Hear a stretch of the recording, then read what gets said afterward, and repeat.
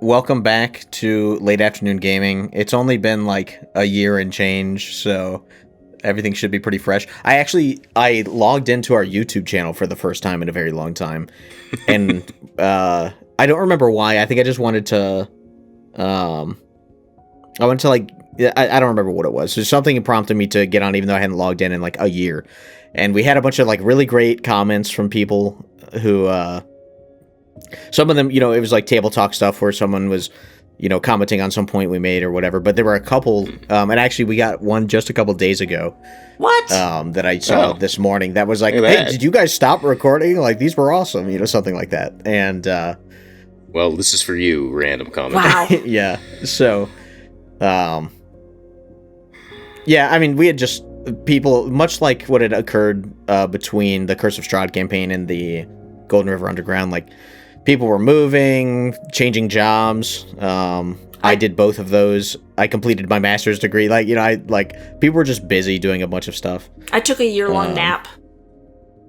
Yeah, I mean, it feels that way. And so I'm not saying like, oh, and now we're back with a vengeance or anything, but maybe. My hope is that we at least occasionally record stuff and put it out.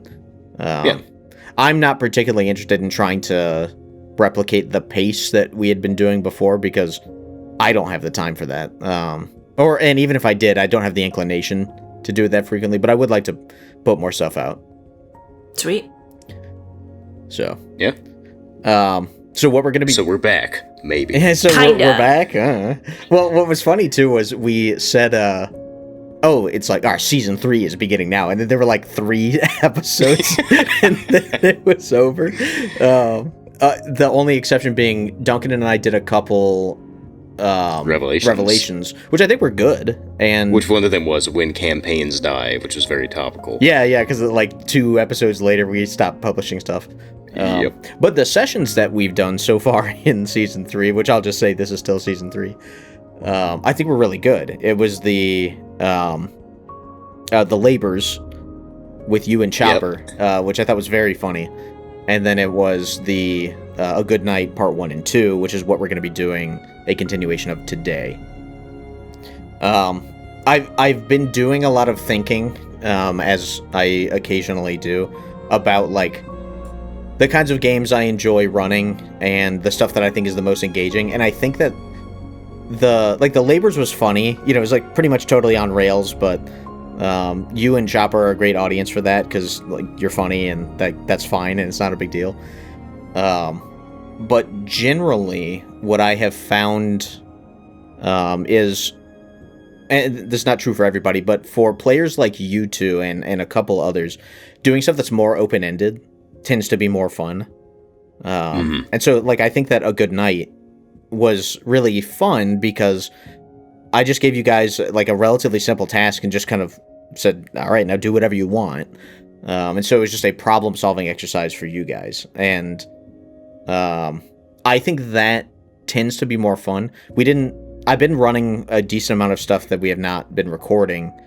Some of it is with this group, but most of it was with a different group. And I've been doing more stuff like that. And I think those were the best sessions. Jesse, I had run one for you and Roland, who listeners may remember from the Age Horror Story Mothership downtime. Absolute banger. And the whole idea of that one, I think it was like a 2-shot, but it was the 2 adventurers got contracted to work with an alchemist to get these like really esoteric and confusing ingredients for like a potion. And like that was the whole thing, is like it's basically like a riddle or or a riddle's not even the right word because a riddle implies that there's like an answer, and instead it's an open-ended question. You can resolve it in, as long as I find the result satisfactory, then it's successful. And that ended up being really good. We had the greatest performance of all time.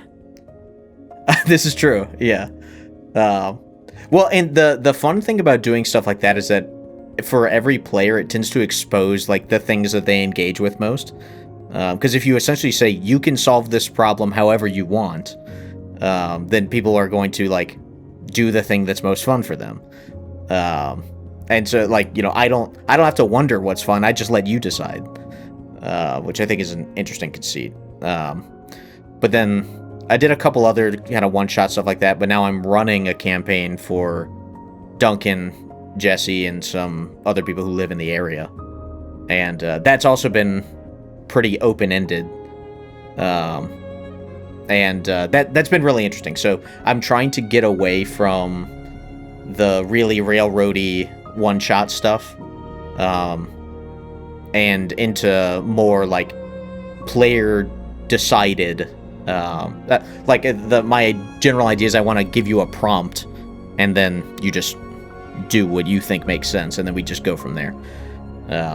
What's interesting is that does present a challenge in the sense of, like, how do you prepare for a session like that? Because what I found is that I'm really bad at predicting what the players are going to do with the prompt, which is great. That's the most exciting thing. But it does make how do you prep for that? And it's an interesting challenge. So you're saying that you didn't guess that we were going to buy a farm and quit and become farmers? Well, I mentioned this to Jack sometime recently, where like I really had no plan at all for what you guys should do. I was like, okay, I'm gonna give them like, hey, assassinate this person, go. And then Jack like pretty immediately came up with like a very like sort of obvious when you hear it solution, but I had not thought of it, which was, oh well, if this Lady Iberia is doing all these quests for free, let's just put up a quest. And it's like, well, duh, of course. I had not thought of that. And genius. Yeah, I mean, that is like a really fun way to approach that problem. But what I found is it's much easier to have this be kind of fun if I have an idea of like what's going on in the world than having any particular interactions in my back pocket.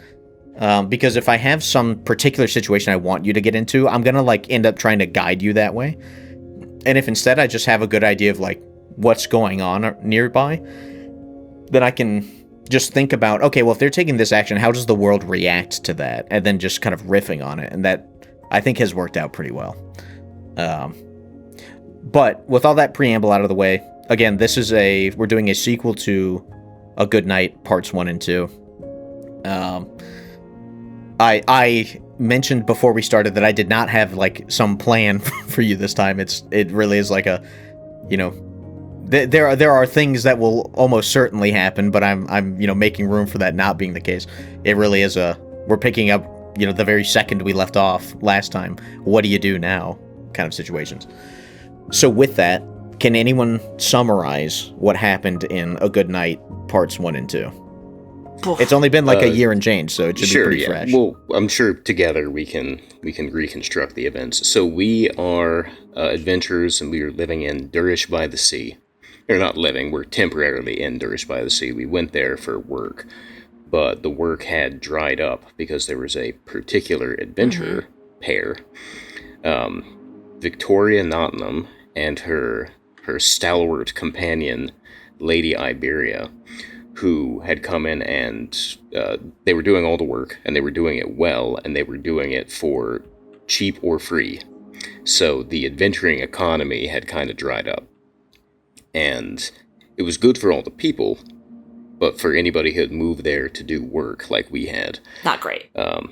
Obviously it was not so good. So the characters involved, I was Saint, the cleric, and I was with Amara, the thief, the rogue, I suppose I should say. And we were contracted by a mysterious individual at the docks, who I don't think we ever got his name. He would have had no reason to give it to us. Who was, he gave us money up front with promise of more money later to eliminate her, and he stated that he was giving the same deal to other adventurers as well. So there's someone out there who has a vested interest in getting rid of her. We accepted the contract. We came up with a brilliant plan to lure her, as Shepard said. We put out a job with the intention being we're going to get them to a remote location. And the way we kind of framed that was we had gotten hurt on a job, they needed to come to us because we were wounded and were not mobile, and we would give them the details so that they could finish the job. And that was going to set up a trap. So we bought a barn using some of the upfront money, and the idea was going to be get them into a certain position and then drop a bunch of boiling oil with hot peppers on them. Ghost peppers. So that the ghost peppers, yeah, and also the cauldron itself would smash them. And this was all going to be happening inside a barn, so even if they survived that, we would also set the barn on fire and then lock the door. Foolproof. That was the master plan. Yeah, it was foolproof except for the part how it didn't work.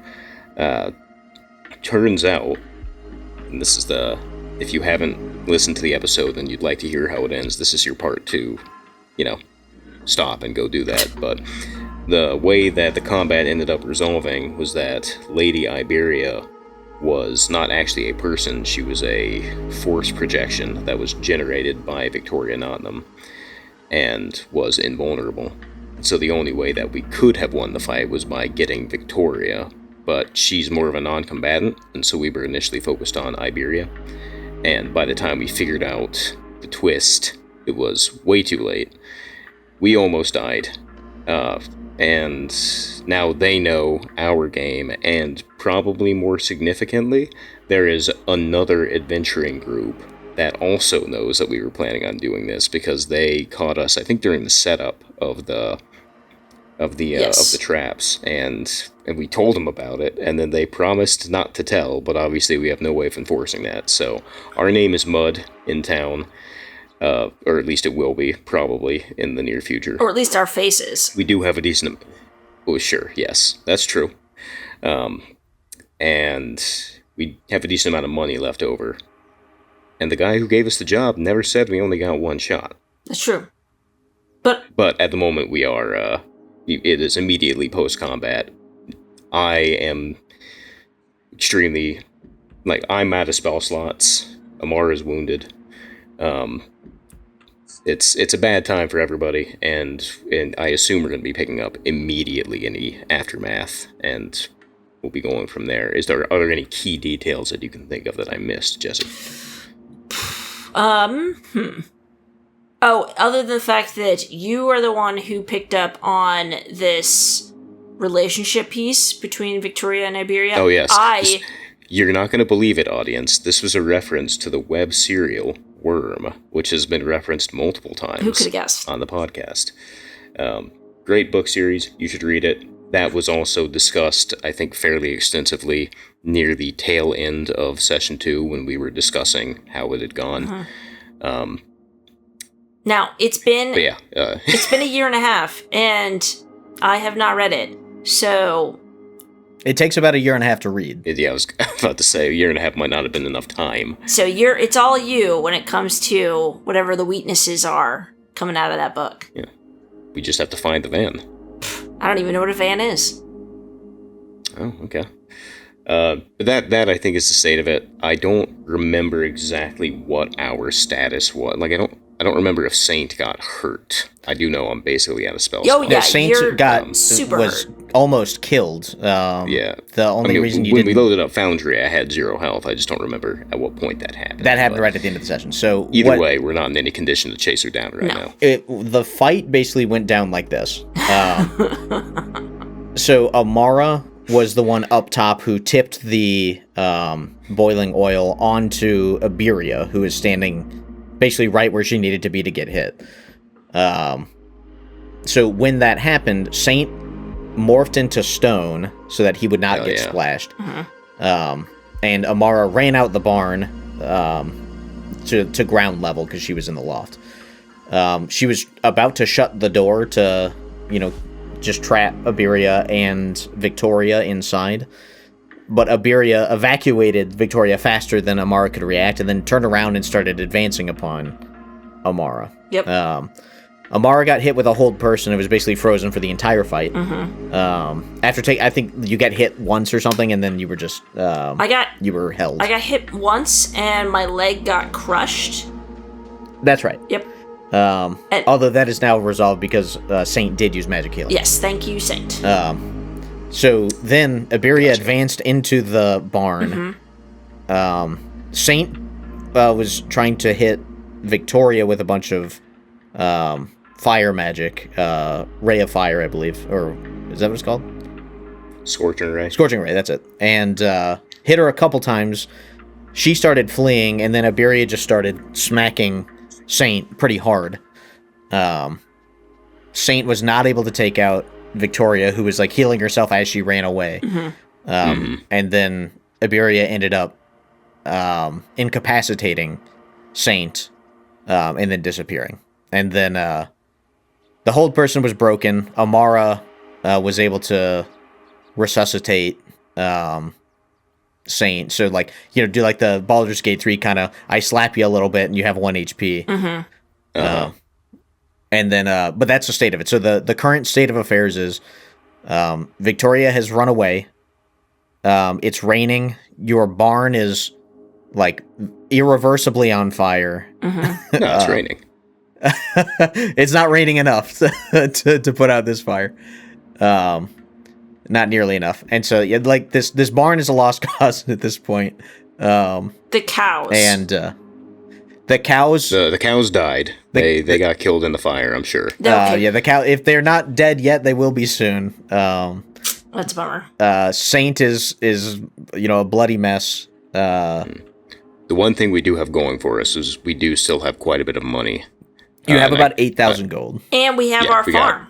We have funds. Well, we have the land, which is, you know, valuable, I suppose, but it's not going to help us that much right now. Yeah. But that is where we're at. You guys are standing, rain-soaked, blood-soaked. Take it away. So, the barn is one thing, but we should have also a house on this property, I believe. You do. We do. So, I'm going to immediately turn to Amara and say, let's get inside. Oh my God. Flop down onto the ground in the rain and say, I can't even make it that far. And I just... Okay, well, have fun with that. And Saint staggers towards the house. I just let the rain hit me.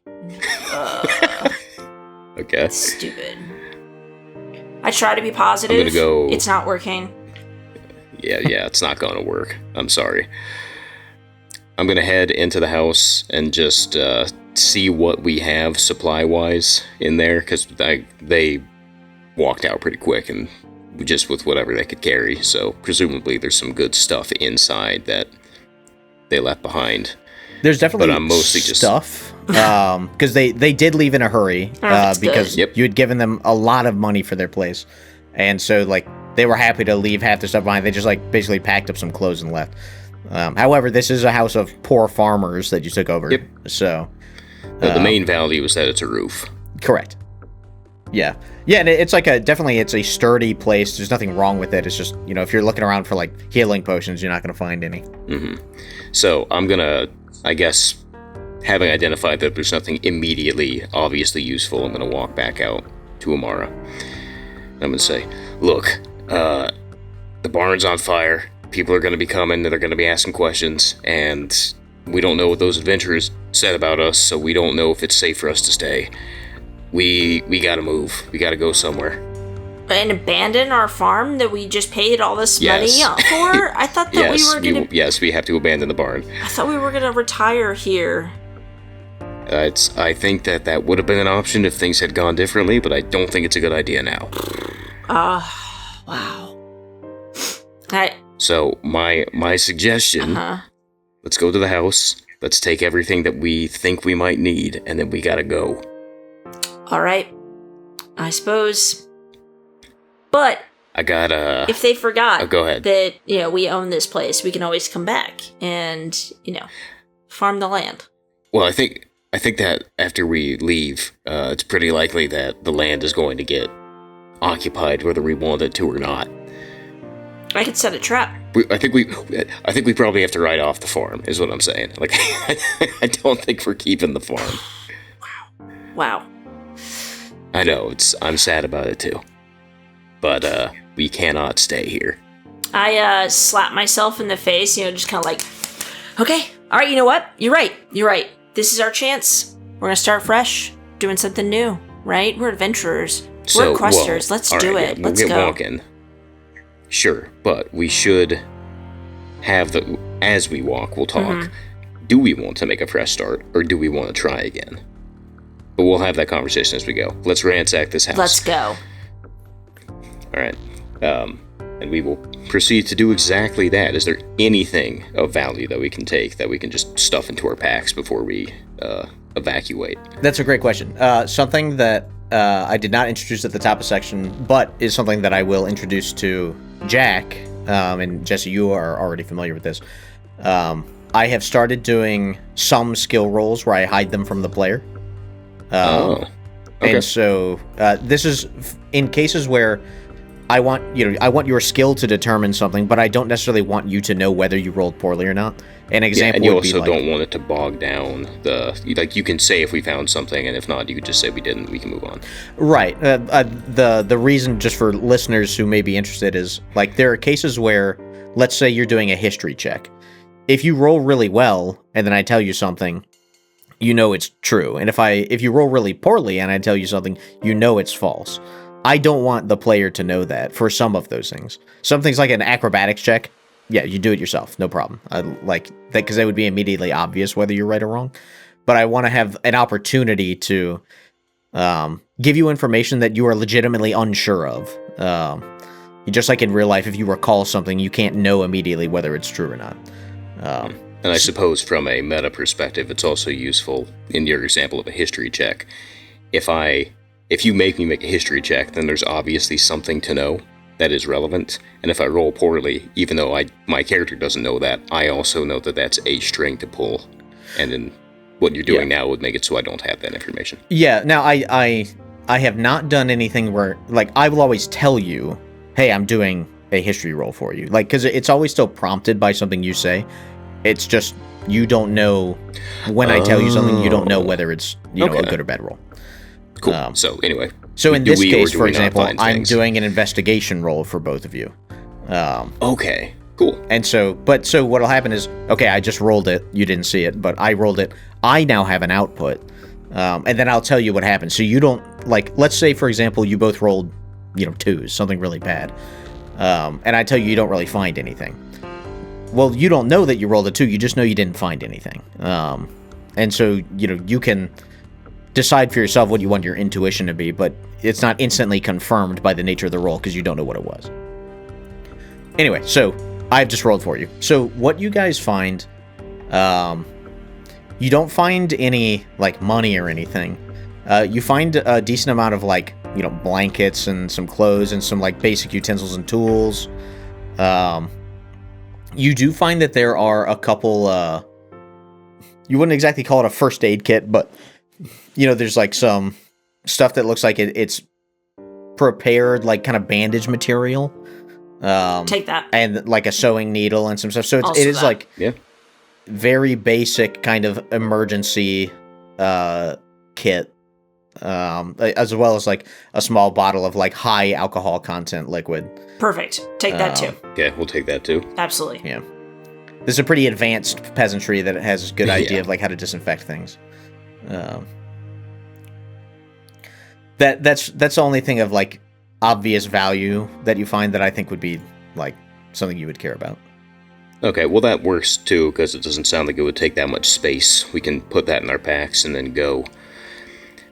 And we've been adventuring in the area for a while, so I assume we know basically where we're at. Like, the map that we have doesn't really have anything to the south, but I assume we know that if we head northwest, that's going to be the closest thing to either Dintain or to Boundary if you want to cross the mountains. So, yes. So you have not been in this area very long. You've only been here for, like, 3 days. But the general area. Yeah, you came from the northwest, by way of Dintain, so you know, like, that is the way to go. If you were trying to evacuate Durish, that's really your only option. Going south is, you're kind of getting into uncharted territory, or beyond the boundaries of Ardlan, and you do not know what's beyond that. Okay, so, alright, Amara, I know we just came from there, but I think Dintain's gonna be our best bet. Do you have anything that you left at the inn that you need to grab, or can we just start moving? I mean, no, we can move. Although, do you think we really need to leave and go all the way to the next town? Well, the issue that I have is I don't know what those adventurers are saying about us. I don't think they're gonna say anything. We saw the other people. We could try it. That attacked them, and nothing happened. Everybody just sort of like diverted their eyes, and mostly because Lady Iberia stomped them. But sure, they promised that they weren't going to say anything, and if they do, I'll just kill them. Okay, you know what? I like your style. Mm-hmm. We can. Yeah, I mean, it is going to... I guess they also have no idea that we're the ones who bought this farm, because how would they know that? So, all they're going to know is that family left, and they'll probably never find those guys, and that the barn burned down. Yeah. You may recall that Huckle, the farmer from whom you bought this fine establishment, mentioned that he needed to give your name to the town hall, which the name you gave was Shaint. Shaint. So that may protect you, but... A flawless defense. You see, Your Honor. My name is actually Saint. He misheard. Okay. Do we remember what direction they ran away in? Who's they? The Nottingham and Iberia. Let's see. Amara, give me a luck check. All right. Oh, wait, no. Sorry. This would not require luck. You do know. She ran towards Durish. Well, we definitely don't want to go there right now. Well, we don't have to go into town. I'm just saying, like, do we need to leave our farm? If I were Nottingham, I feel like I would have a pretty good reason to tell everybody that I just got attacked by the two of us, and, she'll get a lot of attention because she's been doing a lot of good, and she will absolutely point people our way. I don't think we will be welcome in Durish by the Sea right now.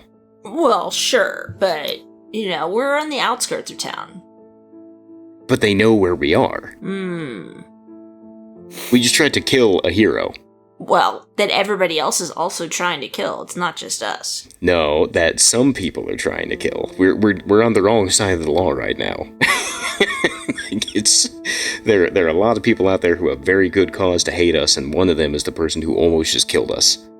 All right, well, fine. Let's go hang out. I don't think this is where we want to be right now. Let's go hang out in the woods. Let's go hang out in the woods for a little bit. We'll catch our breath. We'll camp out there. Get a long rest. Yep. And see how things look in the morning. Let's stay somewhere where the farmstead is visible, so we can see if anyone shows up. Yeah, there we go.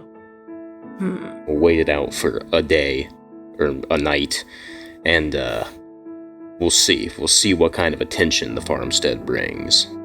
And also, we haven't walked away from the building yet, have we? No, I think we're still inside. Okay, great. We haven't said that we left. Perfect. So what I'll do is I'll just set a couple, not traps, but little, like strings or whatever, so that if somebody, goes in and, opens the door, and we come back, and those are cut, then we'll know that somebody else has been here. Okay. I'm okay with that. I'll go start setting up a campsite. Cool.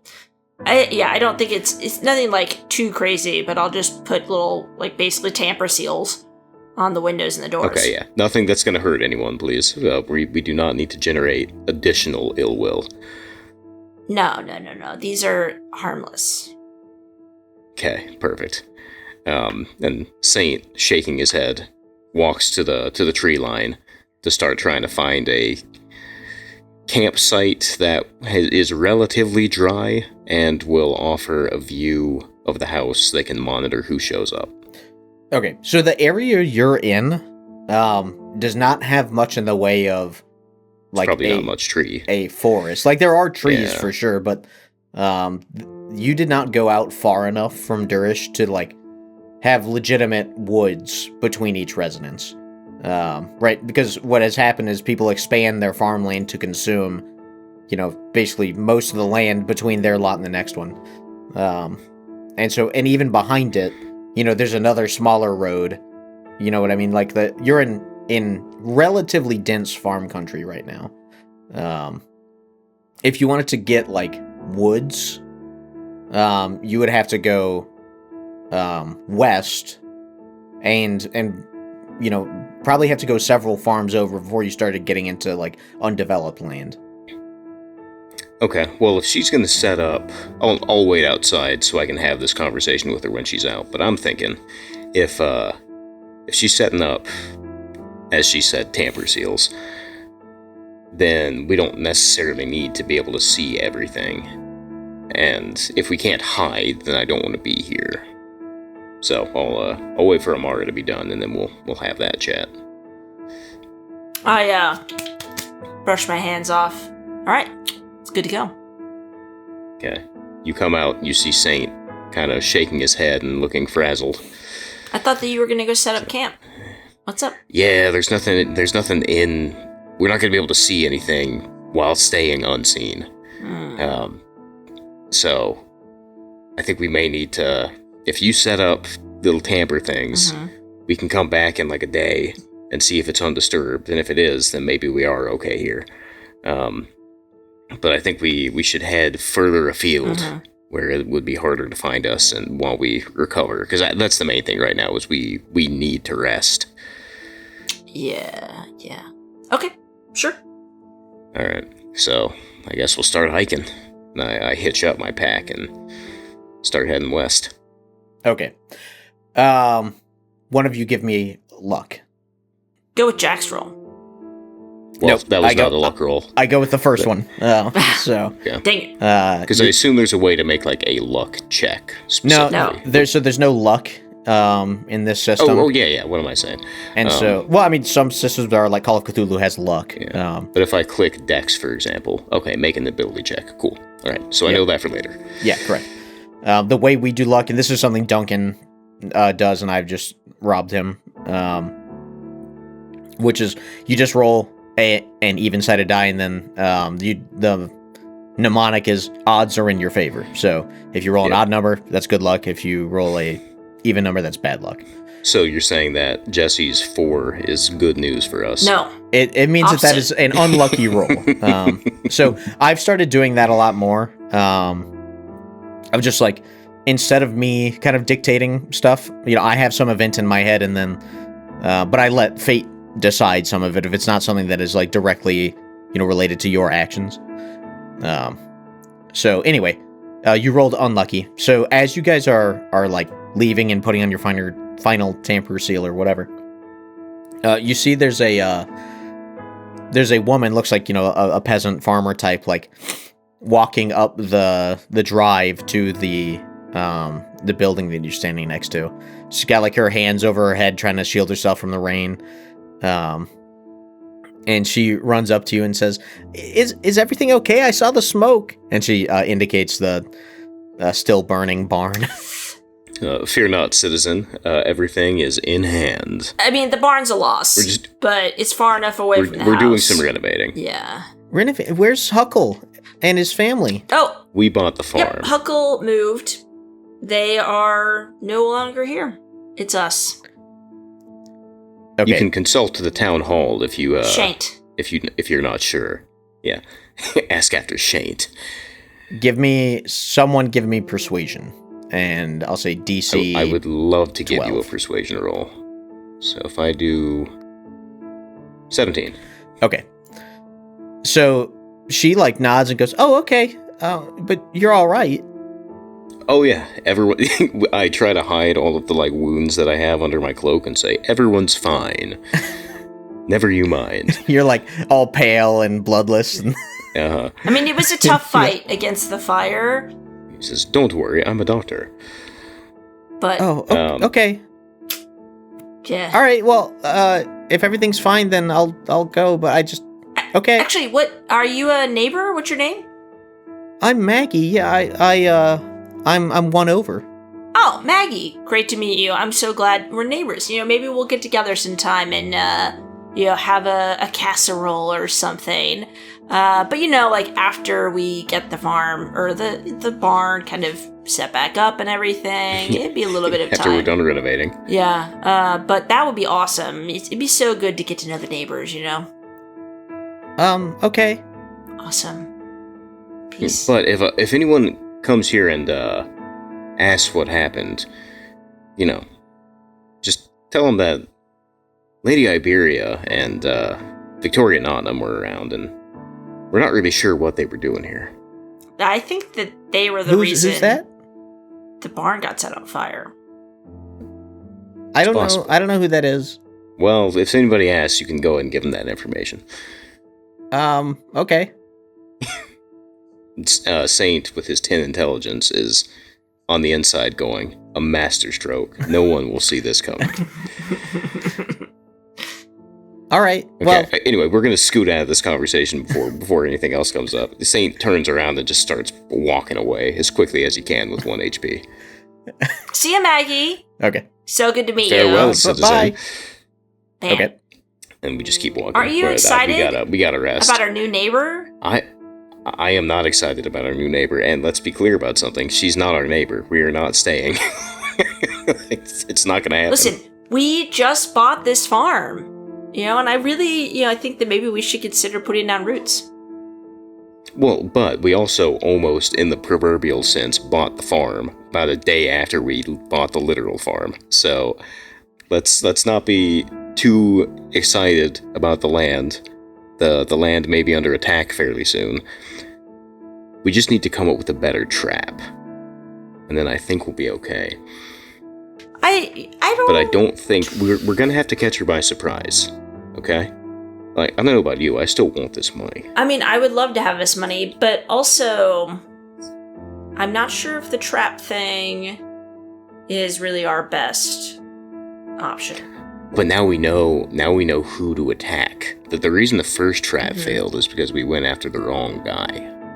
Yeah. Like, now we know we gotta get around the Iberia issue. We gotta focus on Victoria.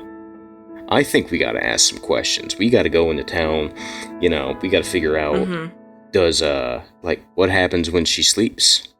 Does Iberia go away? Is there a certain range that Iberia can't go beyond? Like, is she leashed? How do we separate the two of them? We don't know these things. Yeah. Yeah, I don't know. Well, I think the answer to that is you probably don't, because I think Iberia can just smash through anything you put between them. But, get a longbow. Get a longbow and invisibility spell. Oh. Ooh, invisibility cloak and then stab, stab, stab. Yeah, maybe. There's solutions to these problems, and I don't think it's hard to do. It's just that we got caught off guard, and that sucks, but as long as we can survive the next 24 hours, I think we got a real shot at this. We just got to play our cards right. Okay. All right. Long range ambush. I like this. We're continuing to walk something. As we're saying all this. And I'm jotting down notes, and as I'm writing them down, the rain is hitting the ink and smearing it away. But the gears are turning, and maybe it's just the lightheadedness from the blood loss. But I think we got a real shot at this. I think we can pull it off. I think we just gotta be careful. We gotta make sure we understand who we're hitting this time. Right. Or we have her fall into a hole, right? Okay, Ash Ketchum style. Yeah. Right? And then the boiling water, right? Or oil. Okay, sure, yeah. Foolproof. So we're going to stick with that's actually true. You know what's probably in good shape is that cauldron. There we go. That's just a hunk of metal. That's right. Okay. Yeah, true. If anything's going to survive the barn burning incident, it's that big old pot. Yeah. Well, what we should do is we should get them to accidentally fall down a well. That would be hard to do, I think. But I like where your head's at. We're not beaten. We just don't have a win yet. See, this is the kind of positive thinking that I have been trying to get you to do. Yeah, I forgot about Amara's positive attitude, right? Toxic positivity. Toxic positivity, yes. Yeah, I think right now, let's get some sleep, clear our head, figure out. And I don't know how we're gonna pull this off, but we can ask around. I guess we'll figure out what she's doing, where she's going, and given how much of a disruptor to the adventure industry she is, I imagine the rumor mill will eventually point us towards her.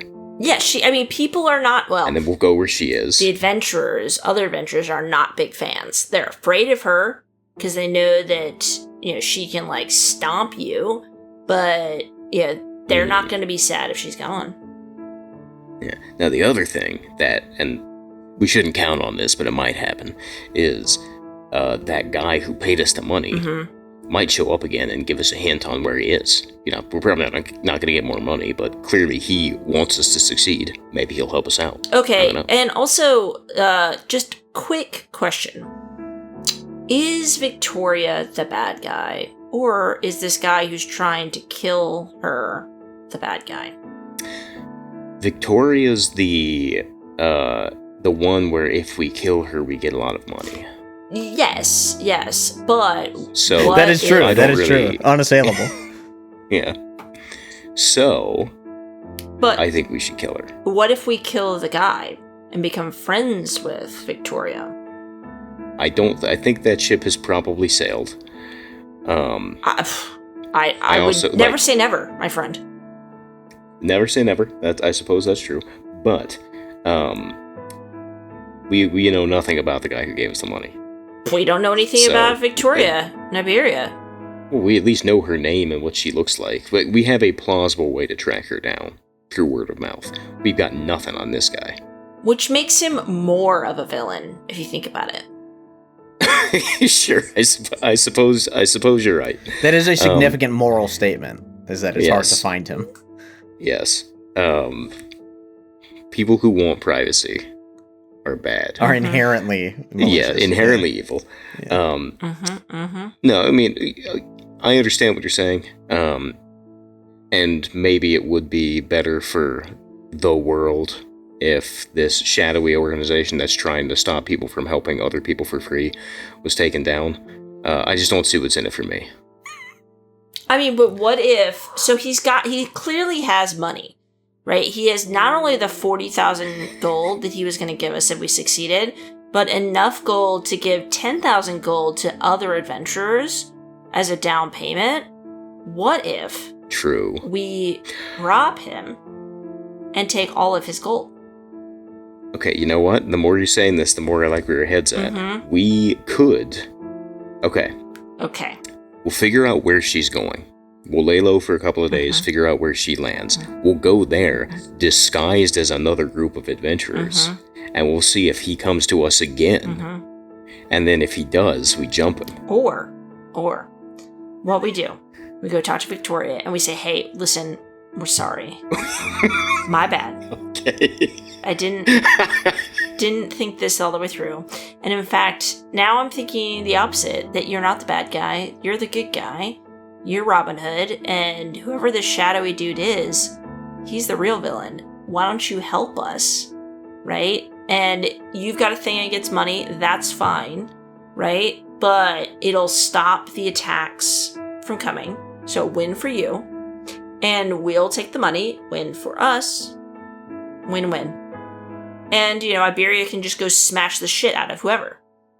And if we need to go rob a bank, she can break through the walls. Boom. Okay, that last one is maybe a bit of a stretch. I don't think she's going to help us rob a bank, but I don't think that's terrible. The issue is going to be getting into a conversation with... I mean, it's going to have to be Nottingham, because Iberia is kind of a non-entity there, but getting into a conversation with Nottingham without Iberia just killing us immediately, that, I think, is the challenge. Can we disguise ourselves? I suppose we could. So, I guess, for now, all of these, both plans revolve around us being where she is.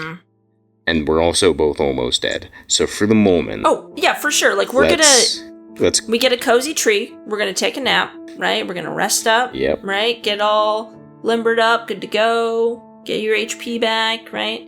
And then, we'll go. Because, when I talked to her before I tried to kill her, she was super friendly. So. Yeah.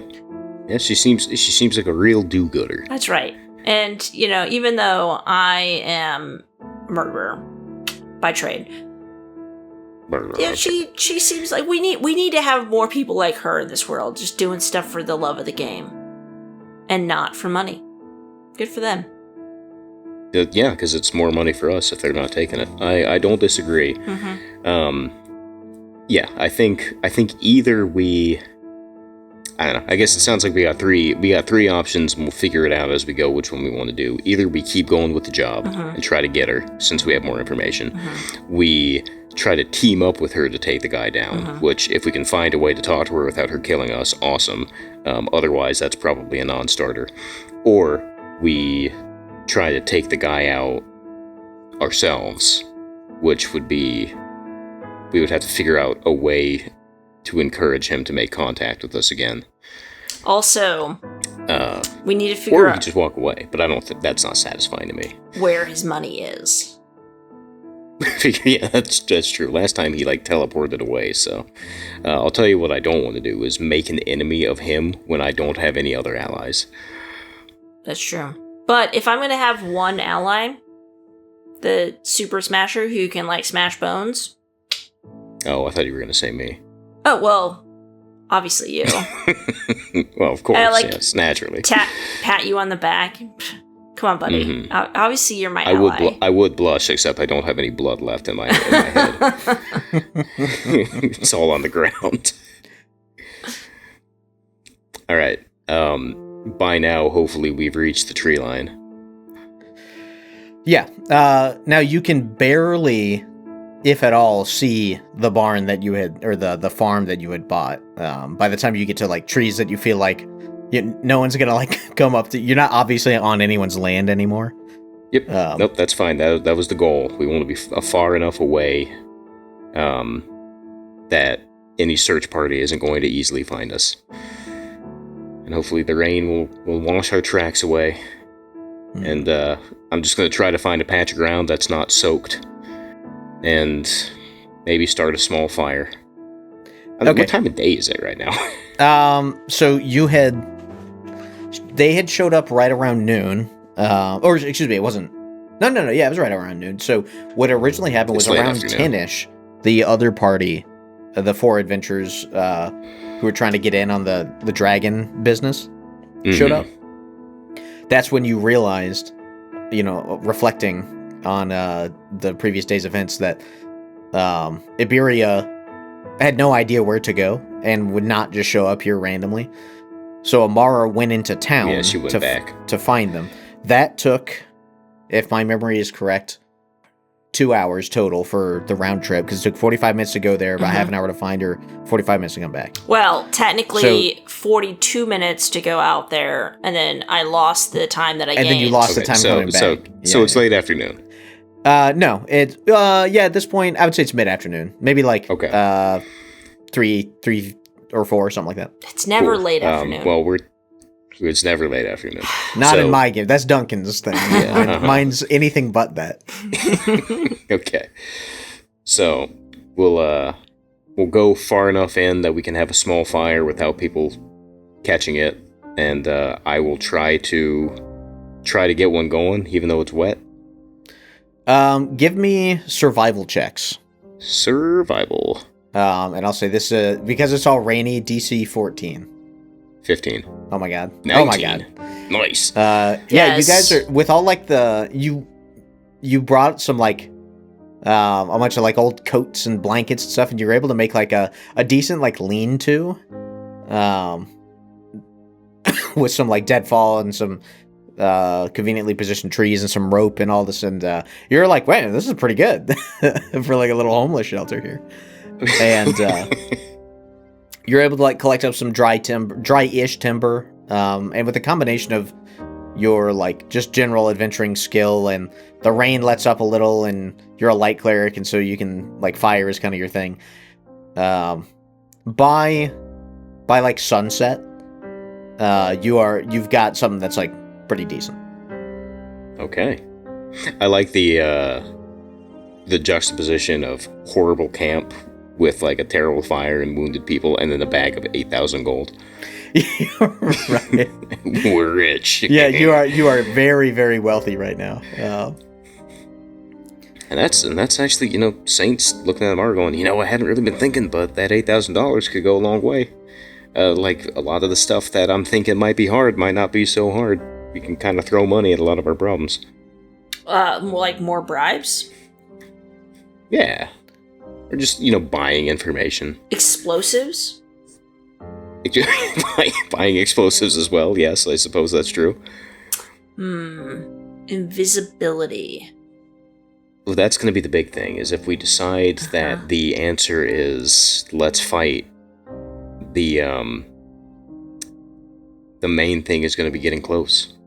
Or close enough, anyway. And also, how cool would that be to be invisible all the time? Oh, all the time? Oh, you want something permanent? Oh, well, no, I was thinking more like in a cloak yeah. or, something. Sure. Yeah, Sneak, that'd be pretty sneak, cool. Sneak. You break into so many things, kill people so easy. Oh my gosh. See, if you recall, Saint was not sure at the beginning of or didn't realize that you were a thief at the beginning of last session. And he just thought you were really good at finding things. He's starting to think that he might have had the wrong idea. Hang on. She's talking a lot about assassinating people. I thought this was kind of like a one-time thing. This doesn't seem right. Wait, so have you not figured out that I'm an assassin also, or? Well, I definitely haven't figured that out. Okay, cool. Cool. I think she might, I don't know how I feel about that. I know we just tried to kill someone, but stealing? Man. Right. It's fine, though. Also, it's fine. I mean, it's okay. We've been partners for a long time, right? Very long time, yeah. And, you're just gonna abandon me because I'm an assassin? No, I would never. Oh, assassin? Oh my god, what? I mean, thief? You know what? Thief? Thief? Oh, okay. I misheard you, and I thought you said that you were an assassin. I would never say that. That's too bad, because we could really use one right now. I know, right? Maybe we could hire one. Yeah, dude, that's true. Saint's gonna hire somebody named Arama and go that's good, because Amara just left, and I don't know where she went. But here's 8,000 gold. And it's Amara with a mustache. Yeah. And a hat. She looks just like you. And one of those little stick-on mustaches. All right, Saint, in the middle of this conversation, passes out from blood loss. Right. Okay. Are you guys keeping a watch, or are you just racking out? I'm gonna say Aren't you guys elves? Aren't you both elves? Half elf. I'm a half elf. Yeah. Oh, you're both half elves. Okay, so you have to do a full 8-hour sleep. Yeah. Yeah. I'm gonna say that while I would normally advocate for a full watch and stuff, I don't think we're in a condition that would support it. Yeah, I'm just gonna go sleep. Okay. Yeah. All right. The sun rises. The next day, it's cold and gray, but no longer raining. It is still beginning of spring. Since it was beginning of spring yesterday, it's only been one day. That condition is not funny changed. How that works. Yeah. Yeah. Eventually, it will no longer be the beginning of spring, but how do you measure such things? Honestly. What is time? What is time? Right. It's an illusion. It's an illusion. Mm-hmm. Lunchtime. Doubly so. Successful long rest. Successful long rest. You have long rest. All right. Hell yeah. Rest. Oh, max HP. Saint is a new man when he wakes up. He stretches. Yeah. I feel so good. I don't know what I was so negative about yesterday. We're going to go back to that farm. Probably they will have rebuilt the barn, Yeah. You're just in a bad poopy mood because of the weather, probably. So this is something that in the campaign that I'm running for Jesse and Duncan and a couple other people, we're doing... You have to long rest for 3 days, or not do serious activity for 3 days to get a long rest. And that's something that that's an alternate rule, or there's a couple different alternate rules for that, and or optional rules. And there's something that I don't like about you can be, your legs chopped off and, you're missing half your head and you just like take a nap and you're totally fine. There's something about that I don't like. Yeah, I think it's one of those artificialities that I think a lot of people find acceptable, but I can also see why you would go, that doesn't make much sense. Lots of systems treat this very differently. Like, I think that D&D 5th edition is kind of on the lunatic fringe of how little you need to do to fully recover. Yeah, well, it's so combat heavy that they want you to be able to get back into combat. That's what the system's really built around. There are a lot of really combat-heavy systems, though, that still have longer recovery periods. Or have more, like, you have wound conditions, that require higher levels of healing, than just taking a nap and all that kind of stuff. Anyway, I don't want to get into a whole thing. It's just, that is something that...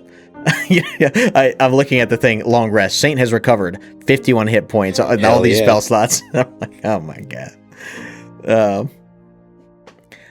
Anyway, I've recovered 51, and I'm now at 52. Right.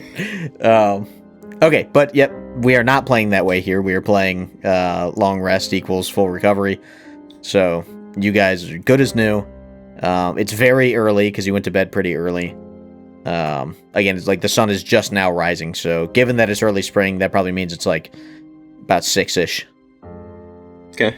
Saint gets up. I'm sure Amara got up before he did. And he rolls his shoulders and says, all right, I feel a lot better than I did yesterday. Let's head back. Let's see if anybody broke in. Mm-hmm. And I think that, thinking it over, pretty much no matter what option we take, that invisibility is going to matter. So first orders of business, information, figure out where she's going, and let's get you that cloak or the ring or whatever, because I think that that's going to matter a lot. Yes. I love it. I love this. Let's do it. Okay, so we pack up our cool little, like, hobo shelter and head on back to the farm and see what condition it's in. See if we're approaching carefully. And I'm having Amara go out in front, I think, because stealth ain't really my bag. And we're not going to get too close if it looks like people are there. Yeah, so it looks like people are there, Okay. or like moving that way. It looks like it's a bunch of peasants who like they're like people are shoveling ash into like wheelbarrows, and there's like a kind of an effort to kind of clean up what's going on here. It looks like some sort of community thing. Oh, that's nice of them. Okay, that is nice of them. I don't think it's something that we want to be involved in. Do we see any adventures or any like constipulatory? Give me how far away are you? However far, given visibility conditions, we think we can stay without anyone noticing us. Just kind of staying low. So then probably I'm not going close enough to make roll out perception faces. checks for you guys. Okay. I don't think I have any spells that would help me here, but let me take a look, because if I do, I'm going to use one. Okay. Would appear that I do not. Okay, so I'll just rely on perception. Yeah. So, Saint, you're looking around. You do not see anyone that jumps out to you as, likely anything other than just, fellow farmers. Amara, you see a couple people who you're looking at them and you're like, I thought that was a shovel. That's a battle axe. I thought that was a pitchfork. That's a bident. They're like you spot a couple people. You're like, those are definitely adventurers. We do not want to be anywhere near that. Bummer. Okay, so we, I initially I'm like, look, the peasants, and I assume Amara's like, like, no, those are adventurers. We gotta go. Damn it. Okay, all right, let's get. Well, so audience, you can see the benefit of the system is who's right and who's wrong. Obviously, me. Who knows? I'm gonna assume Amara. I trust her implicitly, and the fact that I just learned like very unsettling things about her last night, already forgotten. That's right. She's my best friend. It's a new day. It's a new day. Yeah. And you know what? I was so like blood lossy at the time. I don't even know if that's true, and I'm not going to ask. You can no longer separate like dream from delusion from reality. Yeah. Fact, fiction, who cares? Yeah. You're like, did we even fight Iberia yesterday, or was that someone else? And then I look at the burned down barn and I go, Was that like a crazy dream, or did we have like an accident where we accidentally pushed the boiling oil, and set a fire on accident? Who knows? Now, just so I can properly set my moral compass, before we walk away, do we see any cows? You do not. You see some. You see at least one tier. like cow carcass. Okay. Wow. But you do not see any like being led away, that are like ambulatory. So it's probably a safe assumption that they all died. Yeah. Okay. Probably. Yeah, Saint's a very handsome crier. He's like very stoic, but you see the little like diamonds falling down his cheeks. Yeah. But he's not. There's no like nose action. It's all eyes. Yeah, and he doesn't get all puffy or anything. Right. But only from looks. He sounds terrible. Oh. Yeah, that's doing that thing where he's crying so hard he can't talk. Like, but he looks great. But anyway, we're going to start hightailing it away from there, I guess. I think I must have talked about it before. We used to do that to each other in my room in my undergrad program, where if someone started just complaining about stuff like, oh man, this physics problem set is really hard, we'd start doing you just say what they said, but crying so hard you can't talk to this physics. And you just like do that for like a minute. You have not told me that, but that's very funny. We used to do that all the time. I should start doing that at work. That's awesome. You have to like that is such like a little kid thing that like I have not actually seen an adult do that ever in my life. That's such a little kid thing that like if people don't like make that connection, then it doesn't make any sense. I feel like it's an easy enough one to make, though. I don't know. I'm curious to hear you report if you try this and you see what people's reactions are. Yeah, I'll certainly give it a shot. Oh, good times. That's funny. We were pretty vicious to each other back then. I bet. Yeah, it sounds like it. Anyway, sorry. Please continue. I tap your armor. They're there. Oh, thanks. Yeah. It's all right. So we after I calm myself down, which takes I don't know, a couple hours. Yeah. Do some box breathing. Yeah, I've got the paper bag there. Okay, what we need to do right now, I don't think Durish by the Sea has like a big magical artifacts market, and even if it did, we wouldn't want to be there anyway. So, where do we think the best place is to go buy the magical equipment that's going to help us out here? Because it seems like Naring is a big enough city, but it's pretty far away. Sangluna is across the water, but it looks fairly large. Yeah, so for listeners, for context, the nearest like major settlement that isn't Durish by the Sea, that is accessible by road is Dintain, and it's about 100 miles away. Yeah. Naring is the one that's further north of that, and that's another 75 or so. But there's a body of water separating us from Sangluna, which we've got gold. We could probably charter a boat. Yes. And as long as we do it quickly, we'll probably be out of harbor before we become, like, completely persona non grata here. I just don't know where the nearest harbor is. It's probably in Durish by the Sea. Probably. It is absolutely in Durish by the Sea. Okay. Do you want to try sneaking in and get in the boat? there's probably someone going to Sangluna. Yeah. Well, and then we can decide if we want to come back and befriend them or, kill the other dude. Well, and it's also possible, like, she will probably not be staying in Durish by the Sea. So then we'll have to find her again. Yeah, but again, the rumor mill will help us out. That's true. The adventurers are gonna be talking about her. Yeah, wherever all the venture, money is getting dried up. Okay. Yeah, let's do that. So, let's head to the big town. Let's head. Let's be inconspicuous. and I'm telling this to you. I should really be telling it to myself. Absolutely. But be inconspicuous. We'll get a boat. We'll go to Sangluna. We will acquire what we need to acquire, and then we will be listening to. And remember, I'm going to be. Who do I want to be?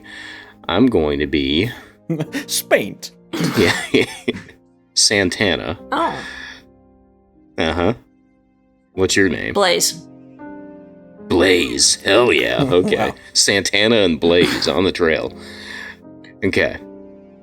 That's our story, and we're sticking to That's it. right. Okay, and then we'll, as this new adventuring pair, which possibly will get us another chunk of money. Which is good, because if we're going to buy a ring of invisibility, we need a little bit more money.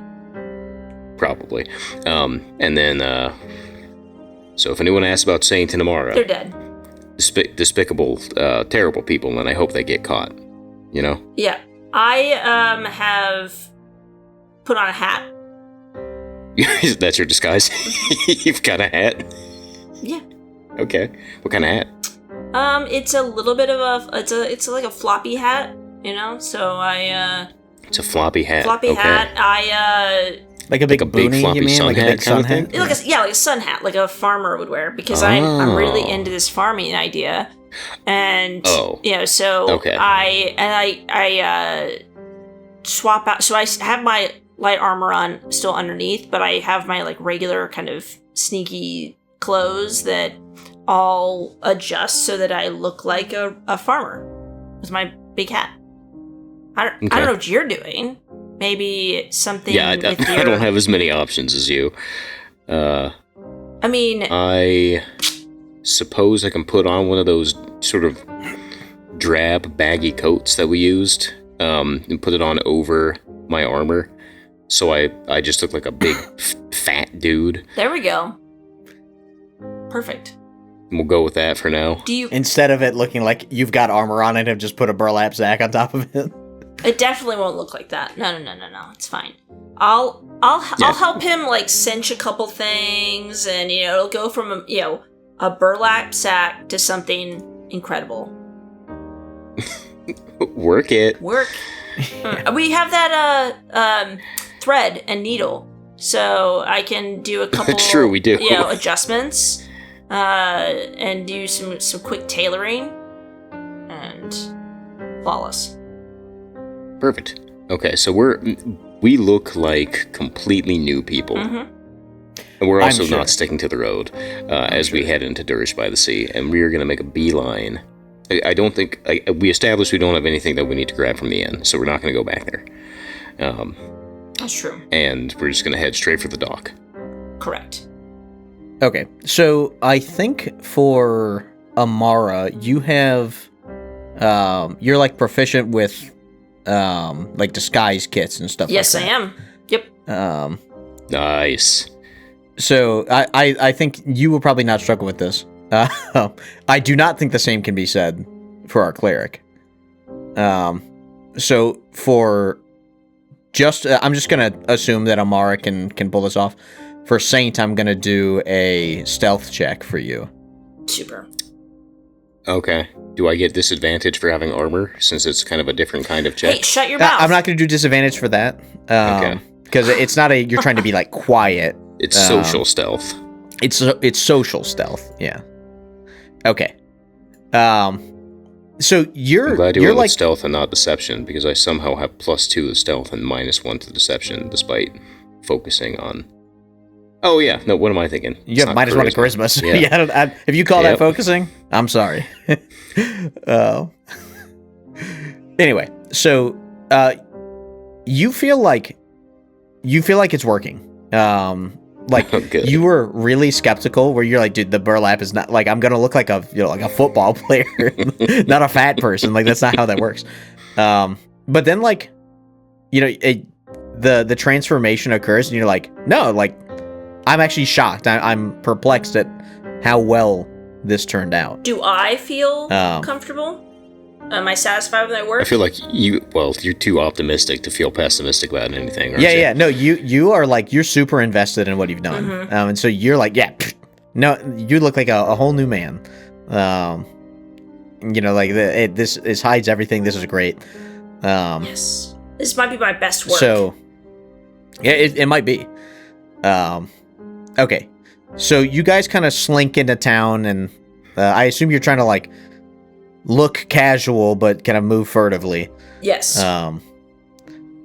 So, at some point when you guys are getting close to the docks, there's someone that is passing on the streets. The streets are pretty empty for the time of day. You expect there to be more people out and about, and it's just not as crowded as it was like when you were at the market the other day, for example. And there's someone who's passing by who looks like he might be like a guard. Or there's two of them. They're like a pair. They take one look at Saint, and then they're like tapping each other on the shoulders, and then they like they start moseying away like quickly, and they keep looking at you. Nice. Okay. We're gonna start moving for that dock quick. Okay. So the rest of the trip to the dock area seems relatively uneventful. There does seem like there's a pretty big guard presence there. Which it's all about tough to say whether it's always like this. You've only ever been like deep in night, like at midnight when you met with the mysterious contract giver. Mm-hmm. But like seems like there's a lot of guards. Okay. Saint glances at Amara and then just says, we should leave. I give him this look like, no, listen, it's all about confidence, right? It's all about confidence? You're a farmer. Okay, you wanna lead this one? Yeah, I do.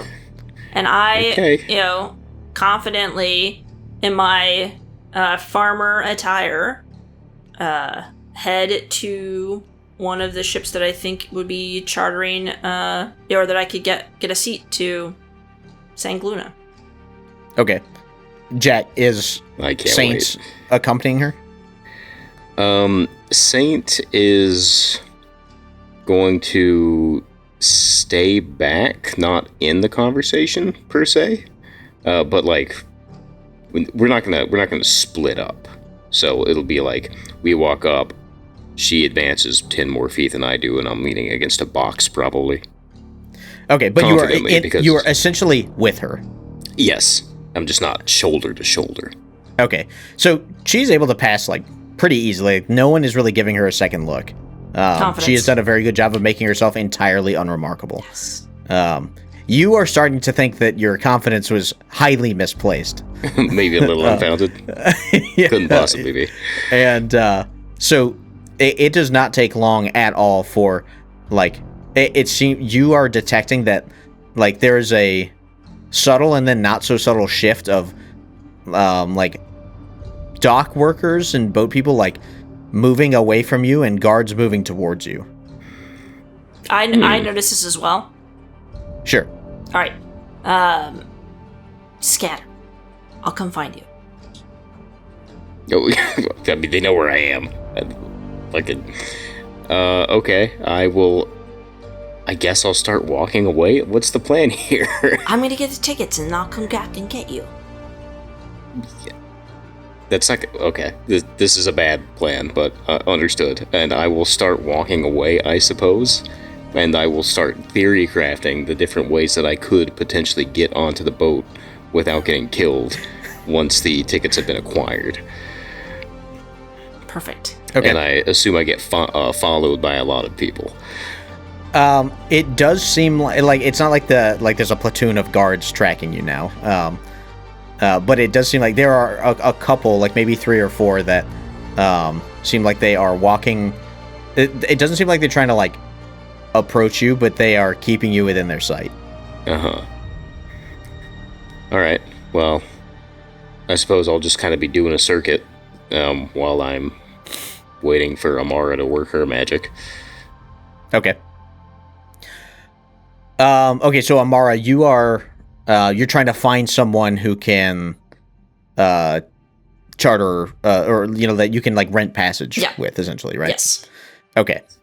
So obviously there's like tons of boats around, and and it is not hard to figure out where they're going. They usually have something out that like makes that clear of like, hey, this is the name of the vessel, and like they're planning on going, to this place at this time. And it like this is a major like shipping hub. Things come from the south, and then they get distributed along like. A lot of things go to Sangluna or many of the like the smaller ports in the Cape of Wonder, up near Bordeaux or Ferry's Wharf or whatever. And so like they do not hide this information. Almost everything looks like it's like freight. Perfect. It's containers of some goods. Not containers, crates of some goods, sacks of rice or whatever. But yeah, you find there's several that look like they're going in the direction of Sangluna.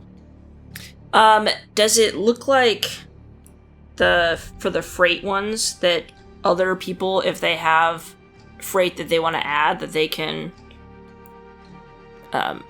rent a small like section of the boat to include their own freight? So you would know that almost every like primarily freight vessel like has some accommodation that they can make room for people. Almost no vessel is ever exclusively like this is just for passengers or this is just for cargo. They tend to favor one over the other, but it's never just one. Yeah, sorry. If I only had one box that I wanted to ship with me, could I bring that with me? Like, I see what you mean. Yeah, that seems like it's probably not very hard. Great. Okay. Yeah, so I'm gonna go to one of the freight vessels, and see if I can purchase a ticket for myself and some freight that I need to ship to Sangluna. Okay.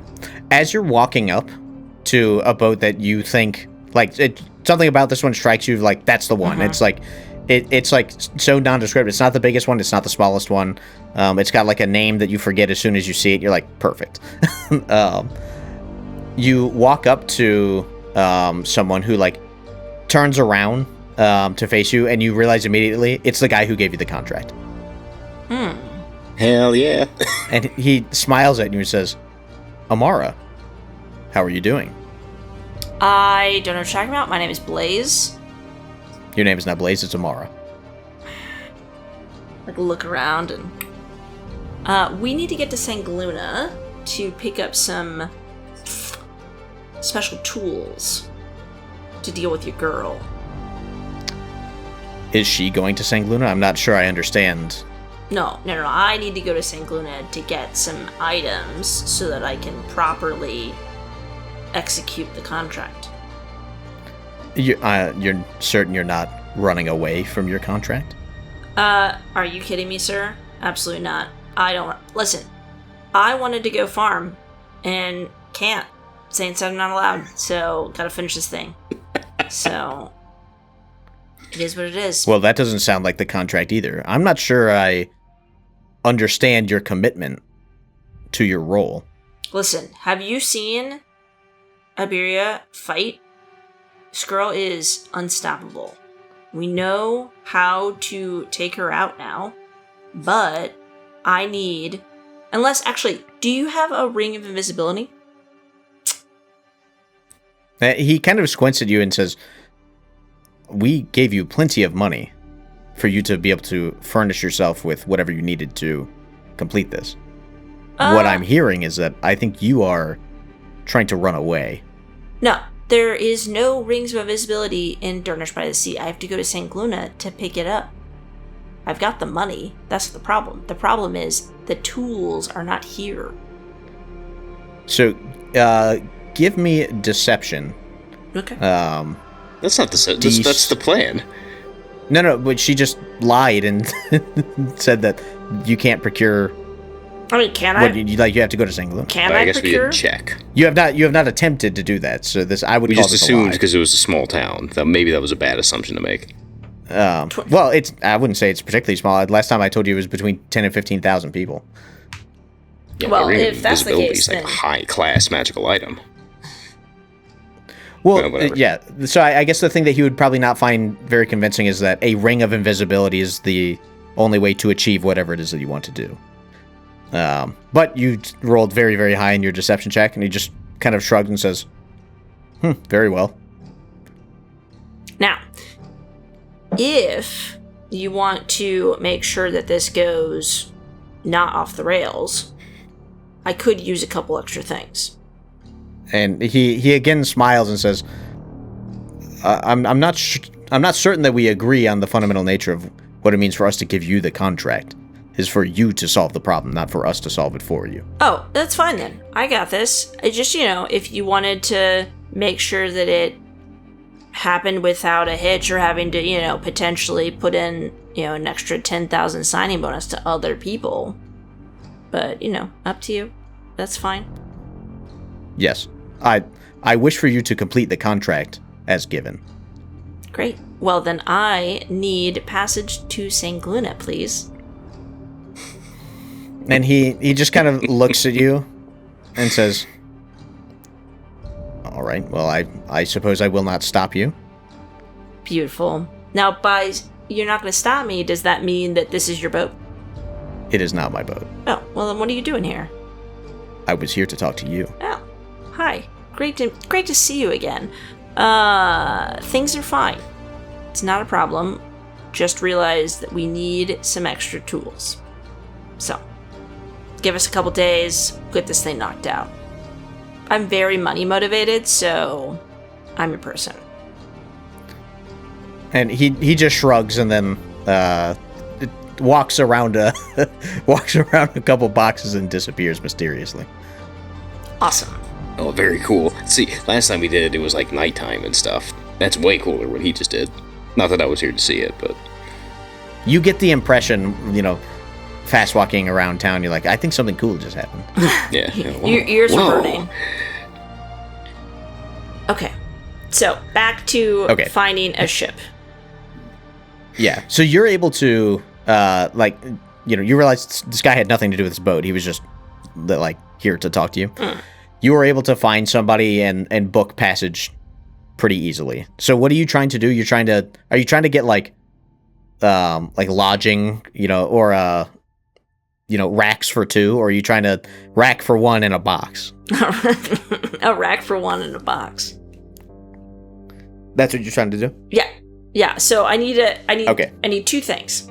I need a box, and then I'm gonna go take the box to go load up my stuff and then bring it back. And that stuff is Saint. Okay, yeah, so it's pretty easy. This boat is supposed to leave tonight. Right. And so if you need, he points you in the direction, whoever this swabby that you're talking to is, he points you in the direction of a place that, where you can get crates, and you can, put a deposit down for a cart that you can use to, load it up, and then you just need to bring it to them and they will load it on the boat. Perfect. Okay, I will be back with my crate, and we will get going. And okay, I go execute the plan of getting the crate, and then I find Saint. So what's the form of this crate? Are you trying to get a coffin, or are you trying to get a regular banana crate?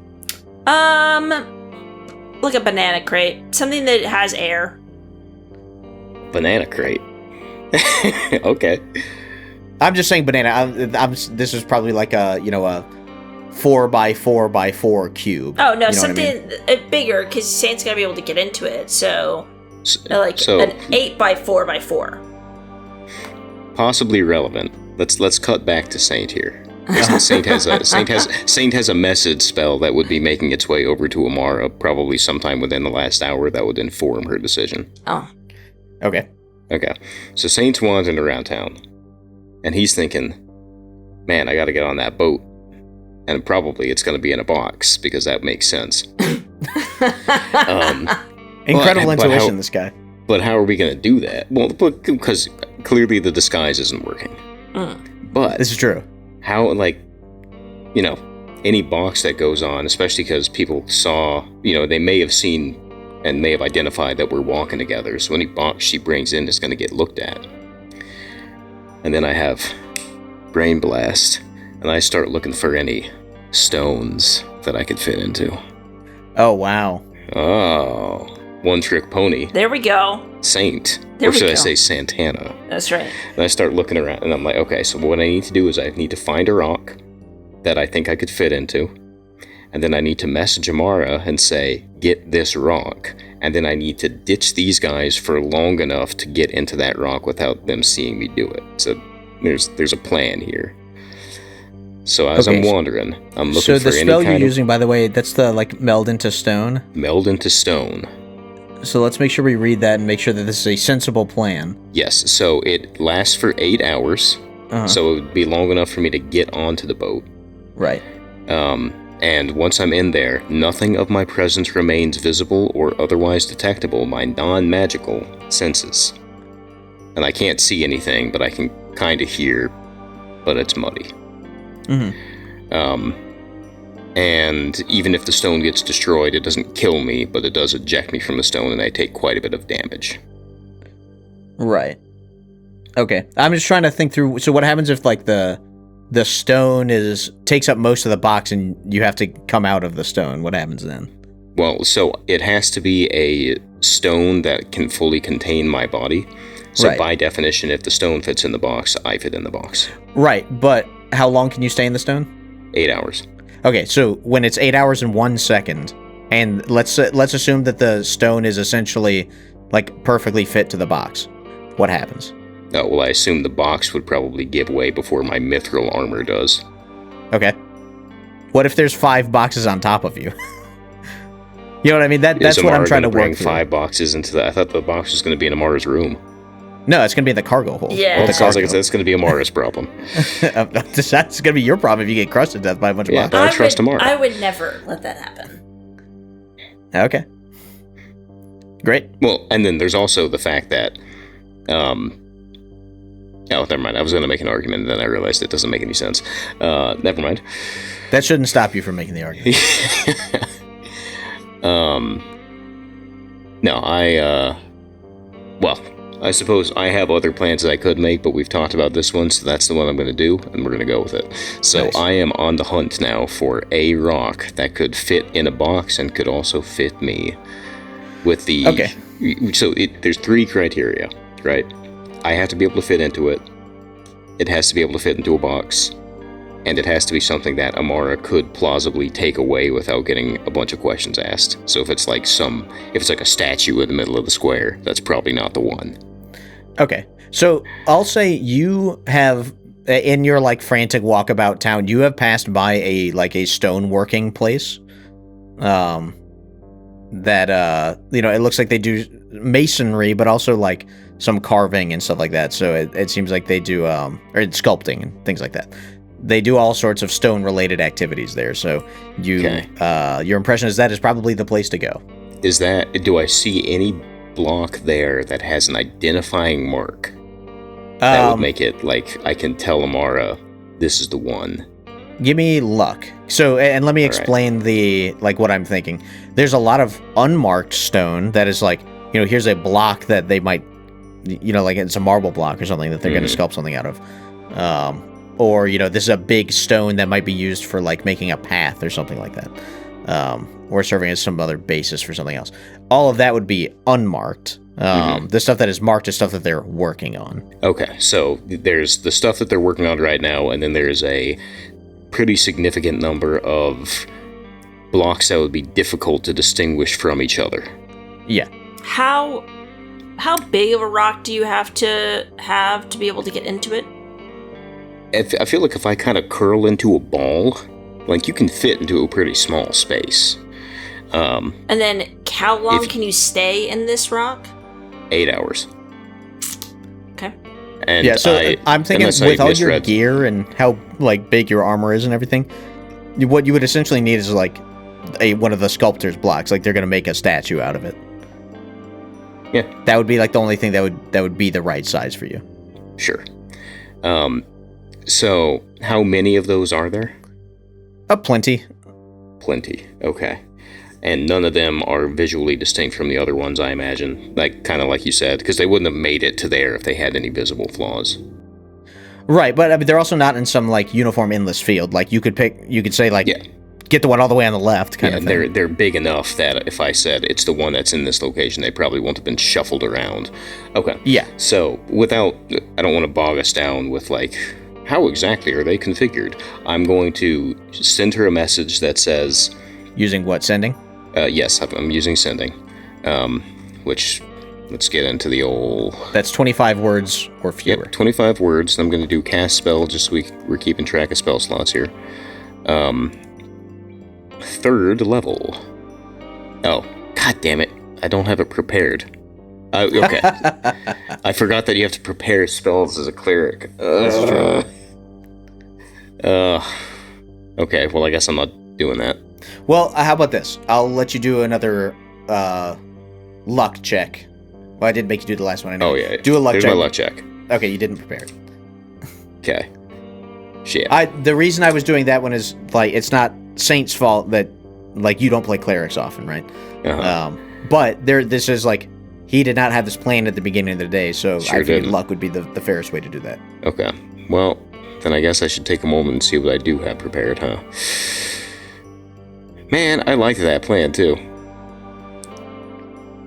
Well, and it doesn't mean the whole plan can't work. It just means that you can't use it sending to execute it. Yes, but I don't really have a good method of doing anything to tell her about it in that case. So I'm still doing the loop here. I will... So if I'm being watched, then as long as I make a scene that can make its way back to her, then, okay, I will...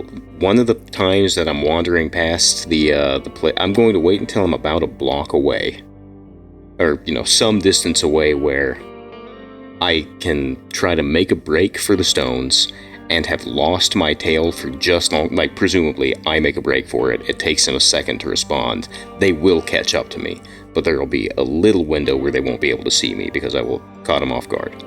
Mm-hmm. I will try to do that, and what I will do is I will do something to deface one of the blocks, and in a way that marks it and also makes it probably not very valuable to the people doing the work.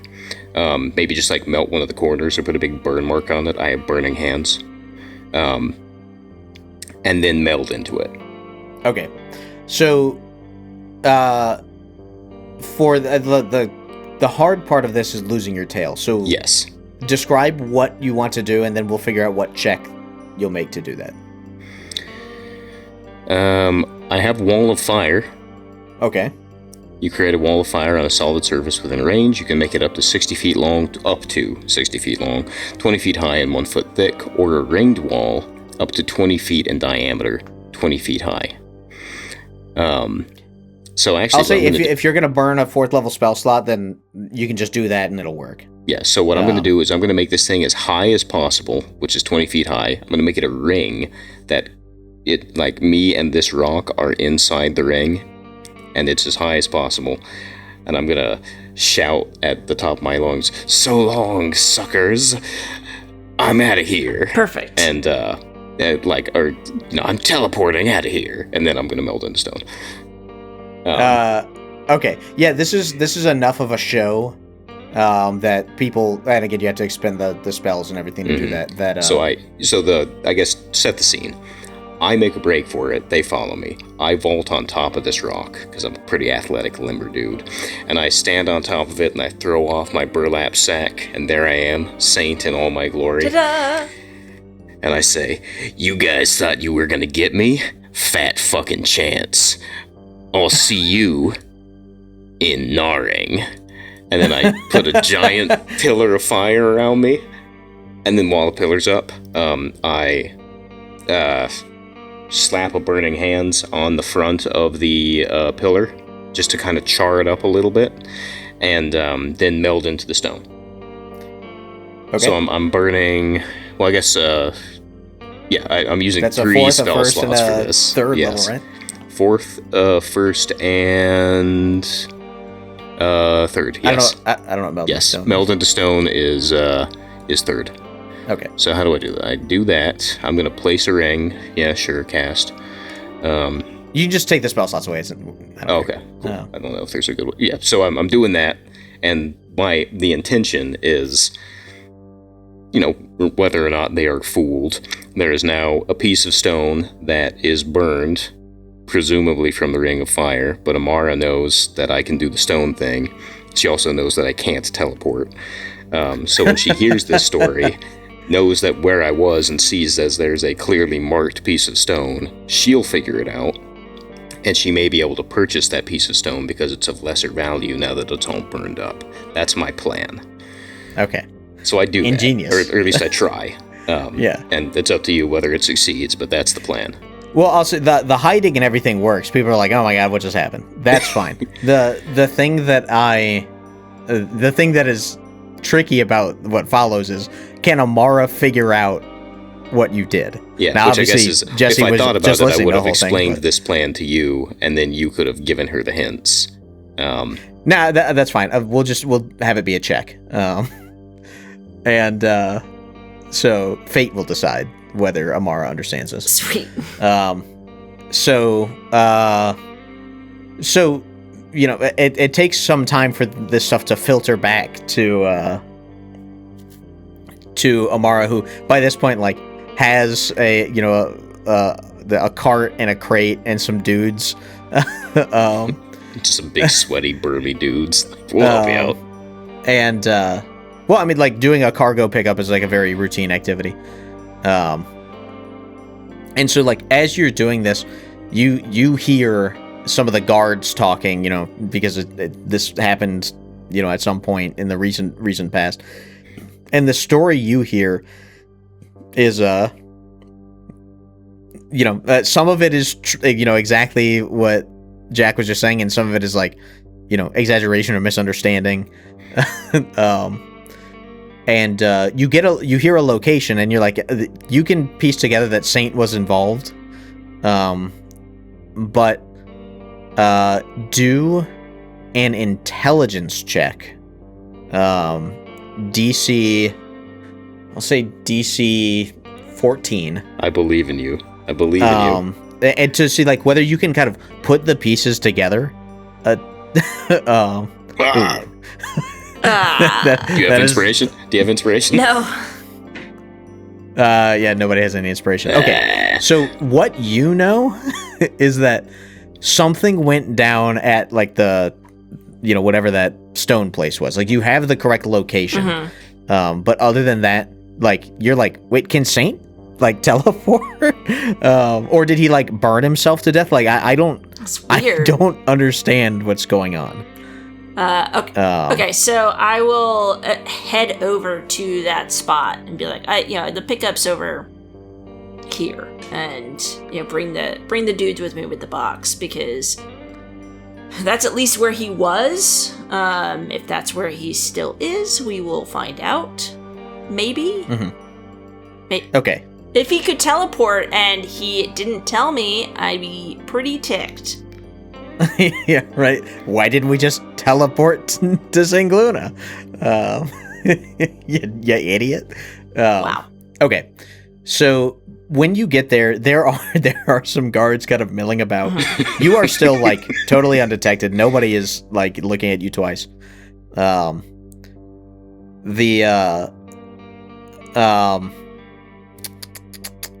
You do hear them saying, some of these guards, as you approach it, they are trying to see if they can find somebody who knows how to do magic detection. Because they're trying to figure out exactly what's going on here. Okay, so you said there's a gaggle of guards that are talking. They're loud enough that it's trying to find somebody who knows magic, and we're near where the stone is. Yeah.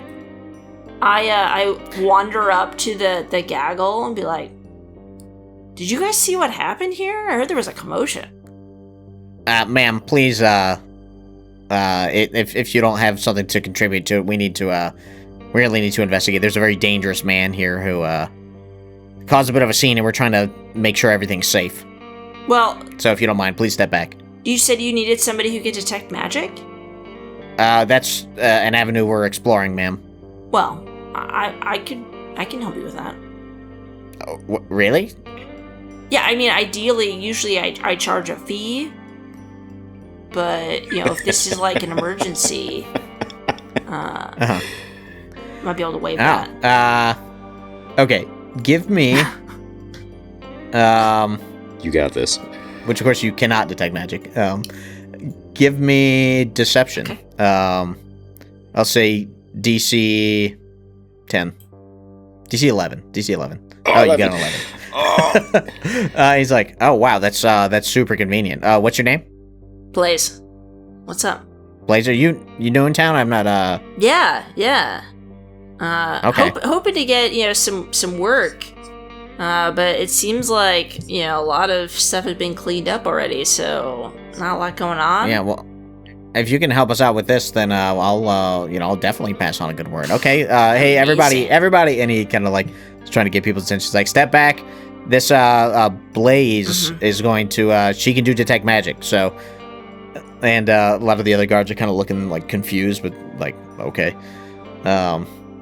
And now they are all watching intently as you do your thing. Now, where do they need the magic to be detected? Is it just this stone? Is it the whole area? We want to start with the stone. This is, he basically, he climbed on top of it and he said something about,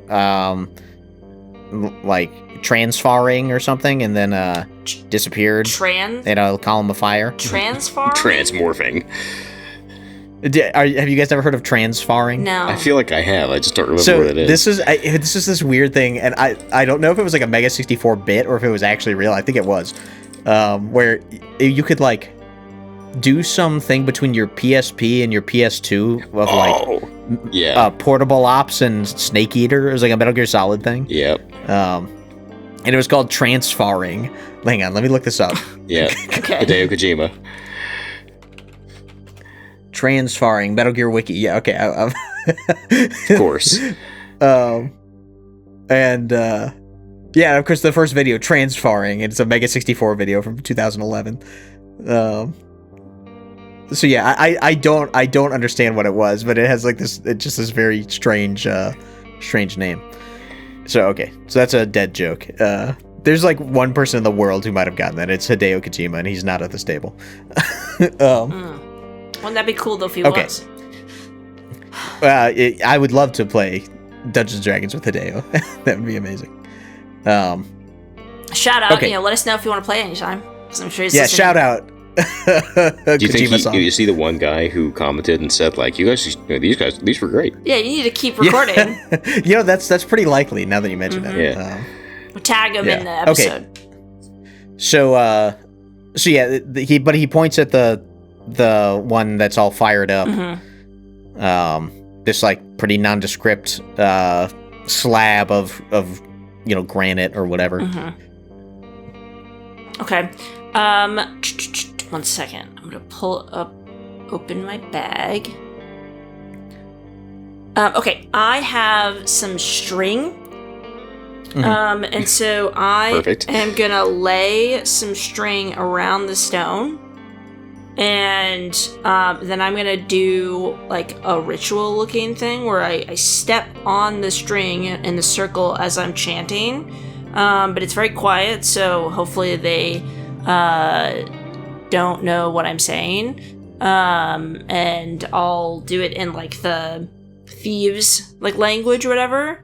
And it's thieves camp. Yeah, and it's really just a shopping list of like groceries that we need to pick up when we get to St. Gluna. Nice.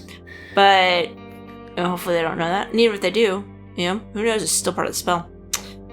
Okay. And when I get done, I get done with the loop. Then I take my hand and I press it up against the stone, and say one more word, and then boom, put my hands up, and be like, I've detected magic. Oh. Give That's not me the direction I expected you to go in. Check. Okay. Oh, performance? Performance, yeah. DC 14. Huh. Oh my god. Hell yeah. That's pretty good. Yeah, so at first, people are like, there's a guy standing around who's like, hey, I know somebody who can do detect magic. That is not what it looks like. But then, like, when you start doing the thieves can't, like, chanting stuff, someone's like, hey, no, shut up. Like, let her cook. So, like, your performance, like, the things you're doing are, like, kind of interesting and different enough that people are like, oh, like, this is a new one for me, but like they seem pretty convinced. And then you say you have detected magic. What do you tell them? These stones, A really powerful and handsome wizard must have cast a spell near this thing. Well, I mean, what I was thinking, they use these stones for carving? Is that true? Yeah. I think that somebody might be cheating on their carving, because the magic that's here on this stone is basically like a cheat spell for making beautiful statues. Like, this isn't new magic. This magic has been here for a while. Like, how long has this stone been here?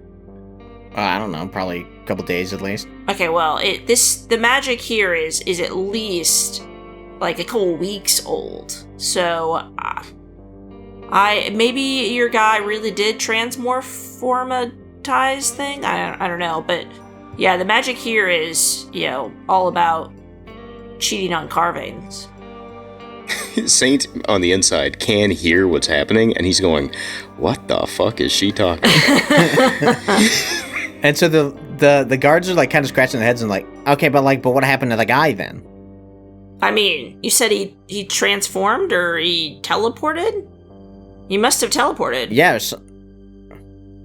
Okay, well, is that what you detected? That's what we're asking. Yeah, I mean, so if somebody teleports, the magic from that doesn't stay in the stone. And there's no other magic other than, this one that I told you about before. So I think he really did leave. Probably teleported to, where did he say he went? I don't know. Oh. Well, I'm sure he's there now. Maybe you want to send a guy over there. He's over there in that place that you don't know. Yeah.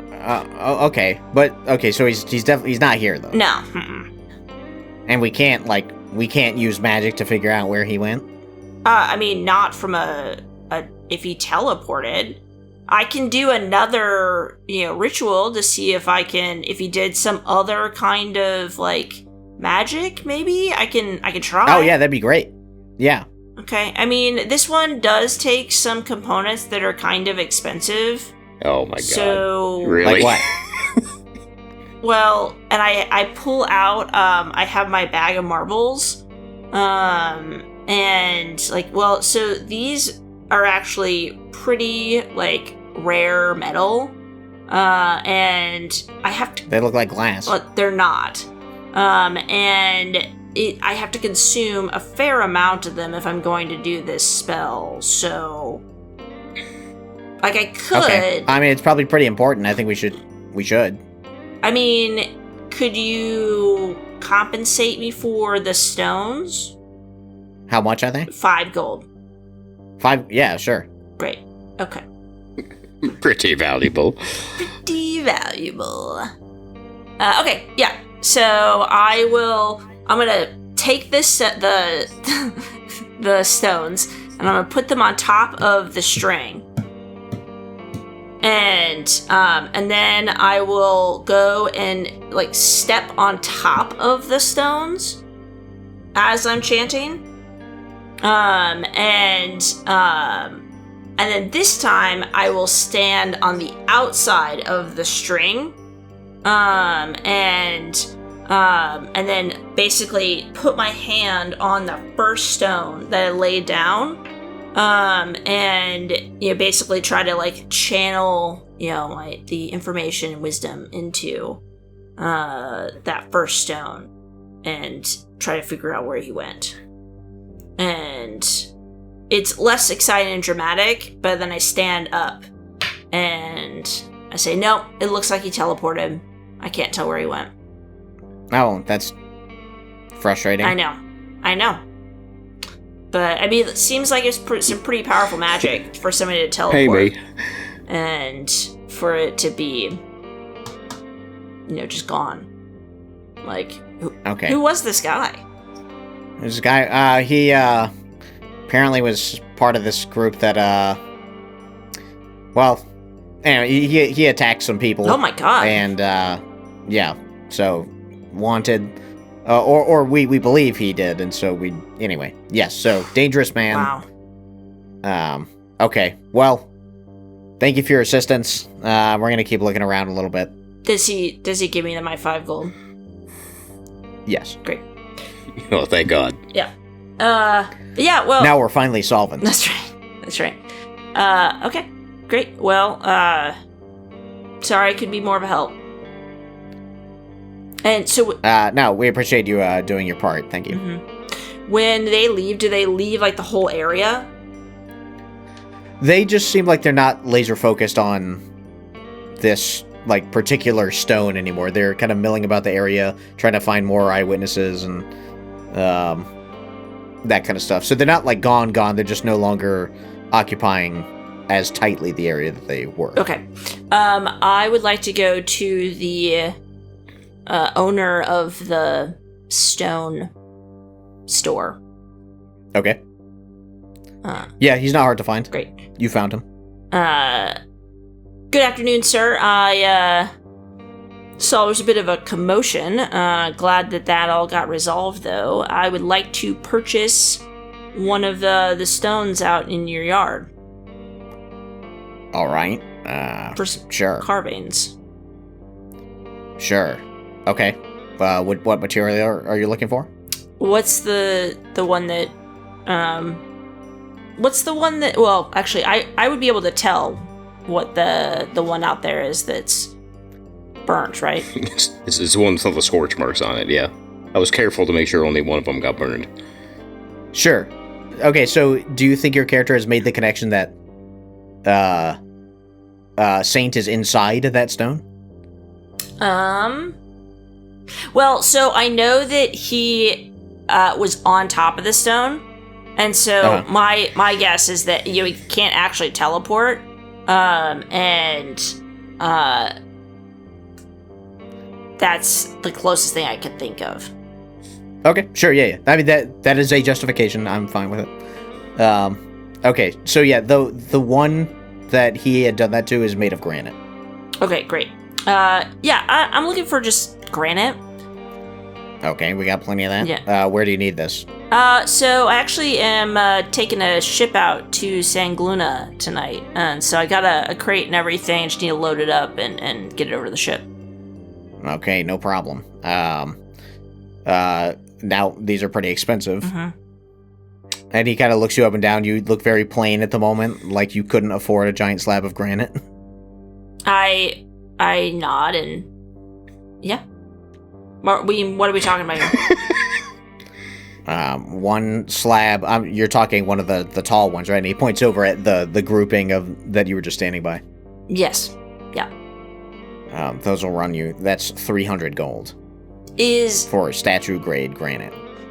Do I know anything about? Is that like a fair price? Is it a fair price? Your friend's inside it. Why are you haggling? No, I mean that doesn't sound outside the realm of reasonable to you, but you're not probably very well versed in this. Sure. Okay. Okay. Now, the one that has the scorch marks on it, like it's kind of damaged. You guys gonna be, can I get it like maybe a discount on that? You want the damaged one? Yeah, I do want the damaged one. I think it would be really interesting art, but also it's damaged. So what? I'm thinking. Listen, whatever. Yeah, if you want that one, I'll knock off 25 gold. I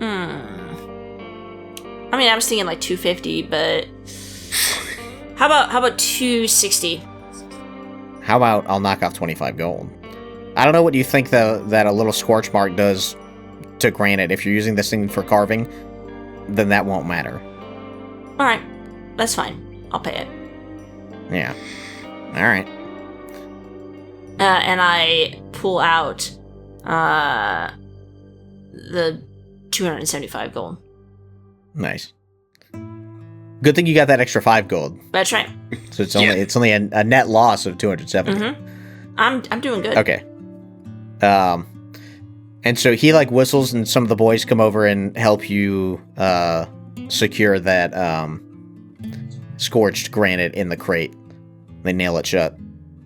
Sweet. I've got a crowbar. I'm fine. Okay. Now, you also, though, it should be noted, you don't know the limitations on this spell. So. Yeah, so you're fine. Yeah, that's my point, is that you would have no reason to believe that, anything needs to be done. Exactly. That's true. Okay, so I assume you're bringing it back to the boat? Yeah, and... Jesse? Yeah.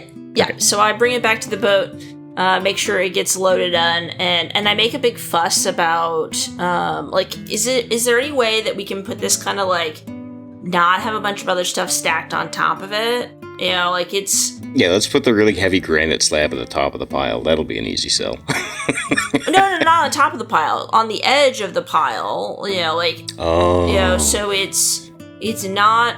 I don't want a bunch of things on top of it, but I also don't want it on the top. It's heavy, but also, it's art. And I don't need this to get damaged on the way to Sangluna, you know what I mean? Okay, so we'll short circuit this. If you're asking for a bunch of special considerations, this is going to cost you more money. And obviously there's going to have to be special considerations for this anyway, just because it's most of the stuff that they put on is kind of man portable, or min portable. This is not. Sure. And so, for birthing for you, that was the word I was trying to think of earlier, is birthing. Birthing for you and the special considerations for your package, this passage to Sangluna is going to cost you, I'm going to say, 50 gold. Damn. Most of that is the expense of the package. Now, Saint is sitting inside the block going, that's a great deal. Oh my god. No, I think that's, if anything, that's on the expensive side. Well, it is, but considering how much money we have and what we're getting out of, if you're on a ship sure, and someone's like, I want this giant 4x4x6 slab of stone transported on short notice, that's a good deal. Yeah, but it's all relative, right? The amount of money that adventurers and people playing D&D are used to getting compared to the common person in the world. Mm-hmm. Yeah, 50 gold is more money than they'll make in their whole life. Yep. Right. And so for you that's chump change. I am tempted to haggle a little, but I cave and I fuss a little bit, but I'm okay. All right, yeah, that. I guess that seems reasonable. Okay, can I see the package though? If I'm gonna pay the 50 gold, can I at least make sure that it's in the a good spot? And you get a blood sure, whatever. Beautiful, thank you. I know that I look like a humble farmer, but I'm really a humble artist, and this is my life. Yeah, they are suspicious of the humble farmer thing when you are when you hand over 50 gold. Can I pay 50 gold to transport this 275 gold granite block overseas? Humble farmer. Humble farmer. Humble artist. Humble artist. Yeah. That's artists make way more. So True. Artists are famous for making lots of money. All of them. That's right. That's right. Okay, so you are able to, you're booked, you're boarded, you're ready to go, and then that night, they set sail for Sangluna. How long is this trip? This trip? Probably pretty long. Okay, so that is about, what? 50-ish miles, 60-ish miles? I, based on the bar, would call that 60 to 70. Yeah.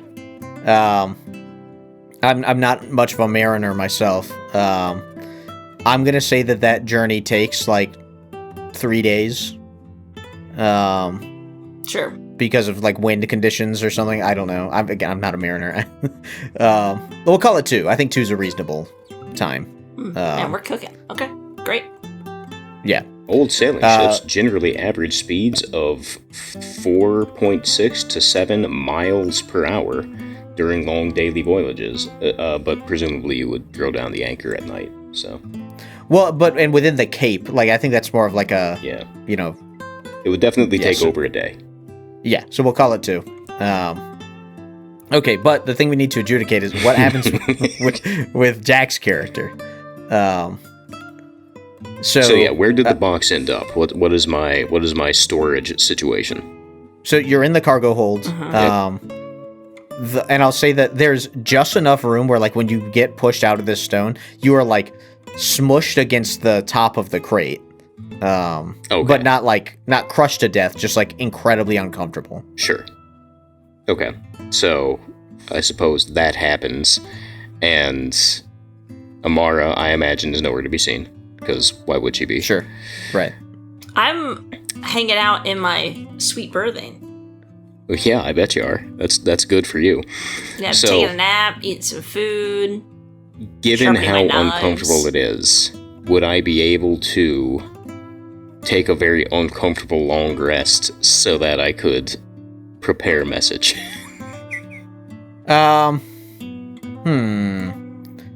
If not that, then I don't really have a ton of options other than just dealing with it. I mean, it's a day. I'm sure I'll be stiff by the time I'm done. And the plan's going to be, once it comes time to load stuff in, I'm just going to go back into the rock until we get off. So, yeah, I'll this say is manageable. You'll like survive, but you will not be rested. Okay, that's fine. In this process, just because of how, like, you can't move. The only direction you can move is back into the stone. Okay. I'm okay with that. Is this box going to smell like pee-pee and poo-poo? It might. I don't know, a day. Saint can probably hold it. He's a stalwart, stoic kind of guy with good bladder control. Well, give me a constitution check. Yeah, that's a good point. We established the last time that Saint is like a functional alcoholic, so his digestive system probably ain't so great. Well, how do I get over here? Boom. Yeah, well, and by the time you are able to emerge from this box, you will not have eaten or drank anything in 2.5 days.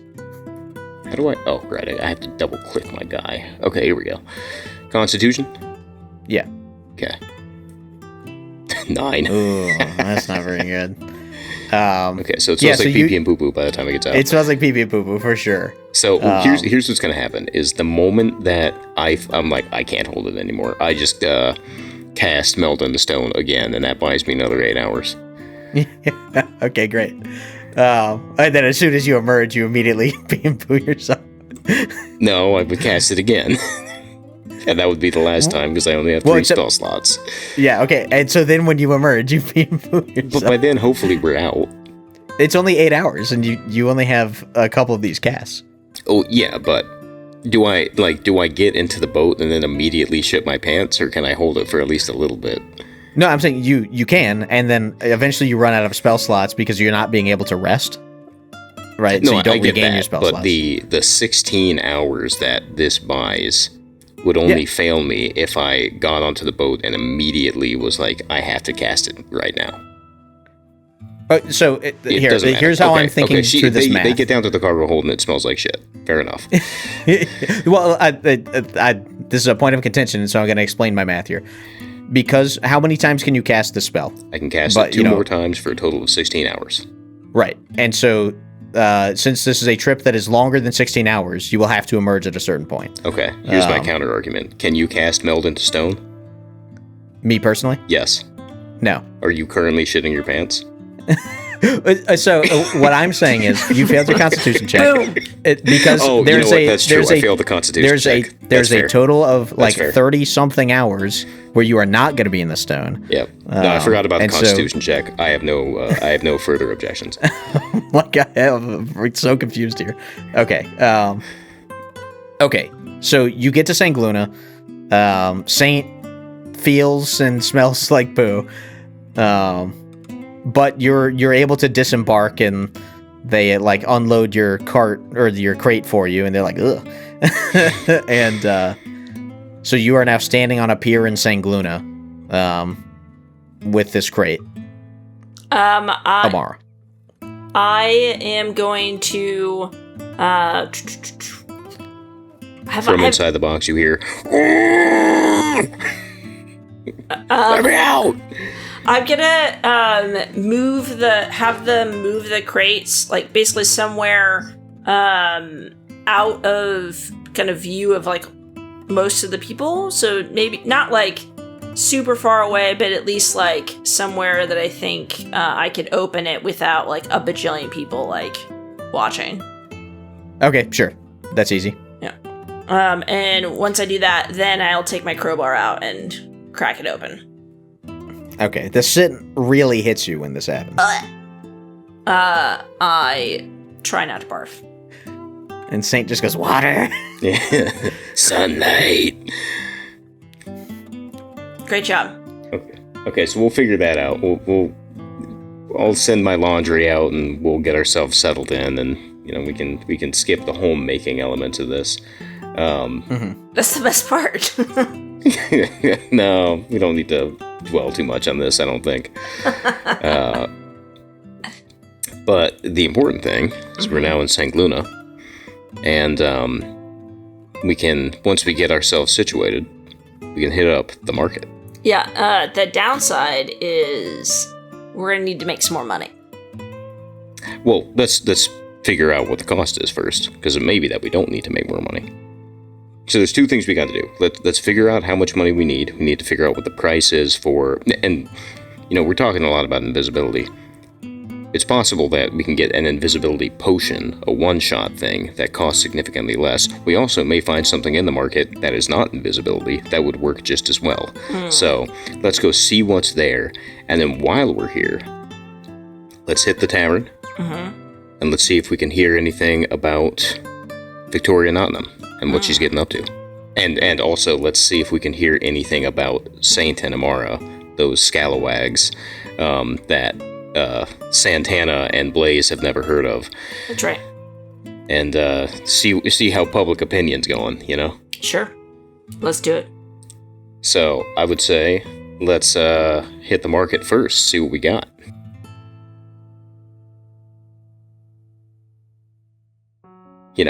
We fade back in, audience. The the plan that we've settled on, based on what was available in the shop.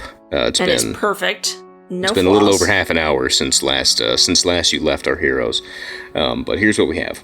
Is that true? That's how long this shop is? Yeah, I think so. It's been about, I didn't look at the clock, but I think it's been about half an hour. What close. you missed was, so Shepard had a, I think, pretty reasonable idea of, depending on the rarity, you can either definitely find them, or as it becomes more rare, it becomes less likely that it's available.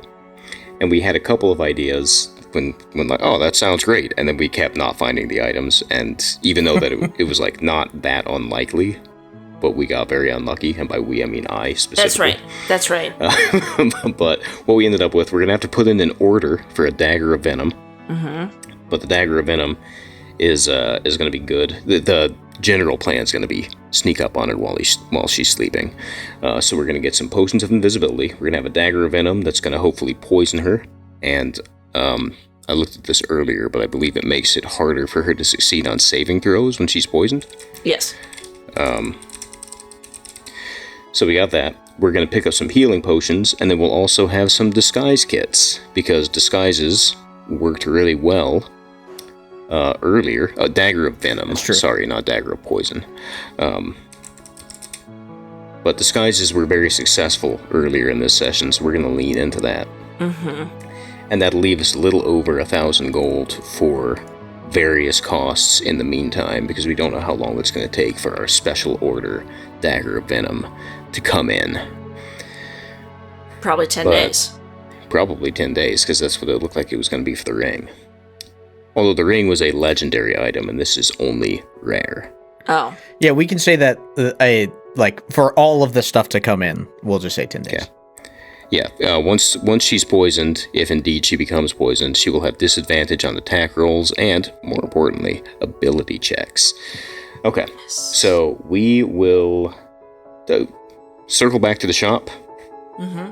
And, hey, I think we got what we want here. Do you have a dagger of venom? We can fast forward. Okay, blah, blah, blah. We order it. After 10 days, you have spent all that money and you have gotten your Okay, items. so more importantly, though, over those 10 days, we will have been hanging out in the taverns and trying to get two big pieces of information. First of all, what is Nottingham up to, Victoria Nottingham, and how do people feel about Saint Amara? Okay, so Victoria Nottingham is not a name that is known by anyone. Okay. But the general, hey, have you heard there's some adventurer out there who's, taking all the jobs? Does that ring any bells on this side of the yes, water? There is word of Lady Iberia. Okay. Nottingham is not someone that anyone knows about. You are the only people in the world that you are aware of that have any interest in Victoria Nottingham. I see. What do we hear about Lady Iberia? So at first it's mostly the stuff that you had already been hearing in Durish by the Sea, mm-hmm. Or that you learned when you arrived there. There's, this is it's very legendary, the stuff that you're hearing, because it does not seem like this is a local issue here. And so, people are just kind of swapping stories, and this is just one of them of, there's some, really, courageous adventurer out there, whatever. And then, after a couple days, halfway through your waiting period, you start hearing about the name Lady Iberia. And then you hear about, trouble down south where, she got attacked or something like that.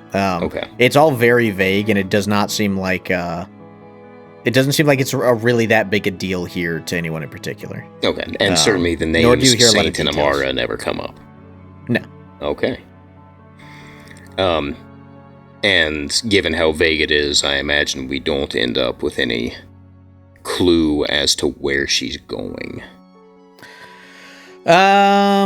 Someone give me a luck check. I'm gonna leave that to you, Jesse. Yes, not you.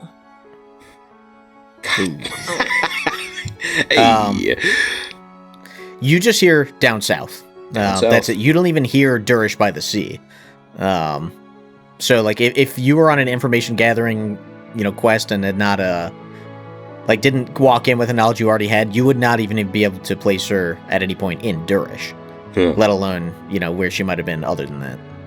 Okay, well then probably what we're gonna have to do. Good thing we got those disguise kits. We're gonna have to pick up the trail back in Durish by the Sea. Yeah, and so we'll head back. We will be. You're gonna need a new. You're not gonna be Blaze because you were already Blaze there.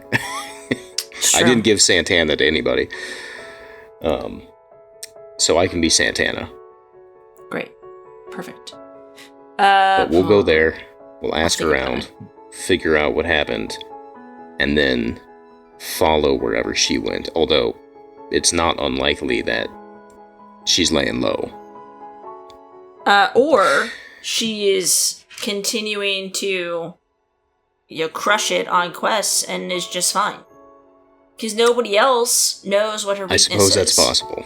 That's true. I suppose that's possible. So, just like the other, and even then, do they know that we know their secret? That's a good point. I don't know. Because they may not realize. They may not even realize. Because she was walking around and got attacked, right? And Iberia went and just, crushed the guy's, skull or sternum or something. And, and then they continued to move on, it was a Tuesday. Even though it was a Thursday. Yeah, well, wow, yeah, that was the most troubling part of the whole ordeal. No, I think the more significant thing is that the encounter with us, Nottingham actually got hurt. Right. But, hard to say. And also, the other significant difference is that they walked away from that combat with all of their enemies dead, and they wouldn't know for a fact that we're still alive, but they do know that they didn't kill us. But whatever. What we could also do is go to Dintain instead, because any news that has arrived from Durish by the Sea will have more likely arrived by the road.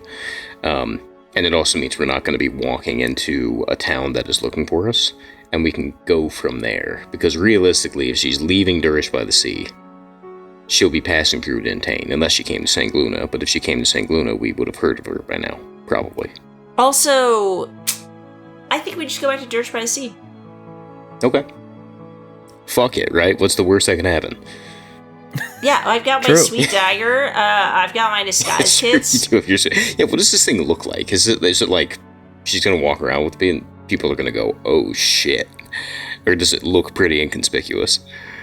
No, I would say that it's not something that you like. I'm walking around where it's on like my hip where everybody can see it. You know, this is a concealed carry kind of thing. You know, It's not one of those like chest holster things where okay. No, I am a proper assassin, okay? I'm not trying to, look fancy. I'm trying to look completely nondescript and, just casual, okay? Okay. And so my sick dagger is for me and for no one else until you are, on the wrong side of it. Then it's for you. Okay. So, go back to Durish by the Sea. Try to collect some information. Follow her. We never really resolved. Are we still going to kill her? I think... What have you been doing all this stuff for? If you're that's the thing, is we kind of bypassed that question, but we were initially saying, what if we sided with her? I mean, I'm not convinced that she's... I say we kill her. Not the bad guy. I say we kill her. True. Decision made. Okay. Want money. I also want that ring of invisibility. I think that'll be cool. So, is there anything else we need in St. Luna? Because I don't want to do this again.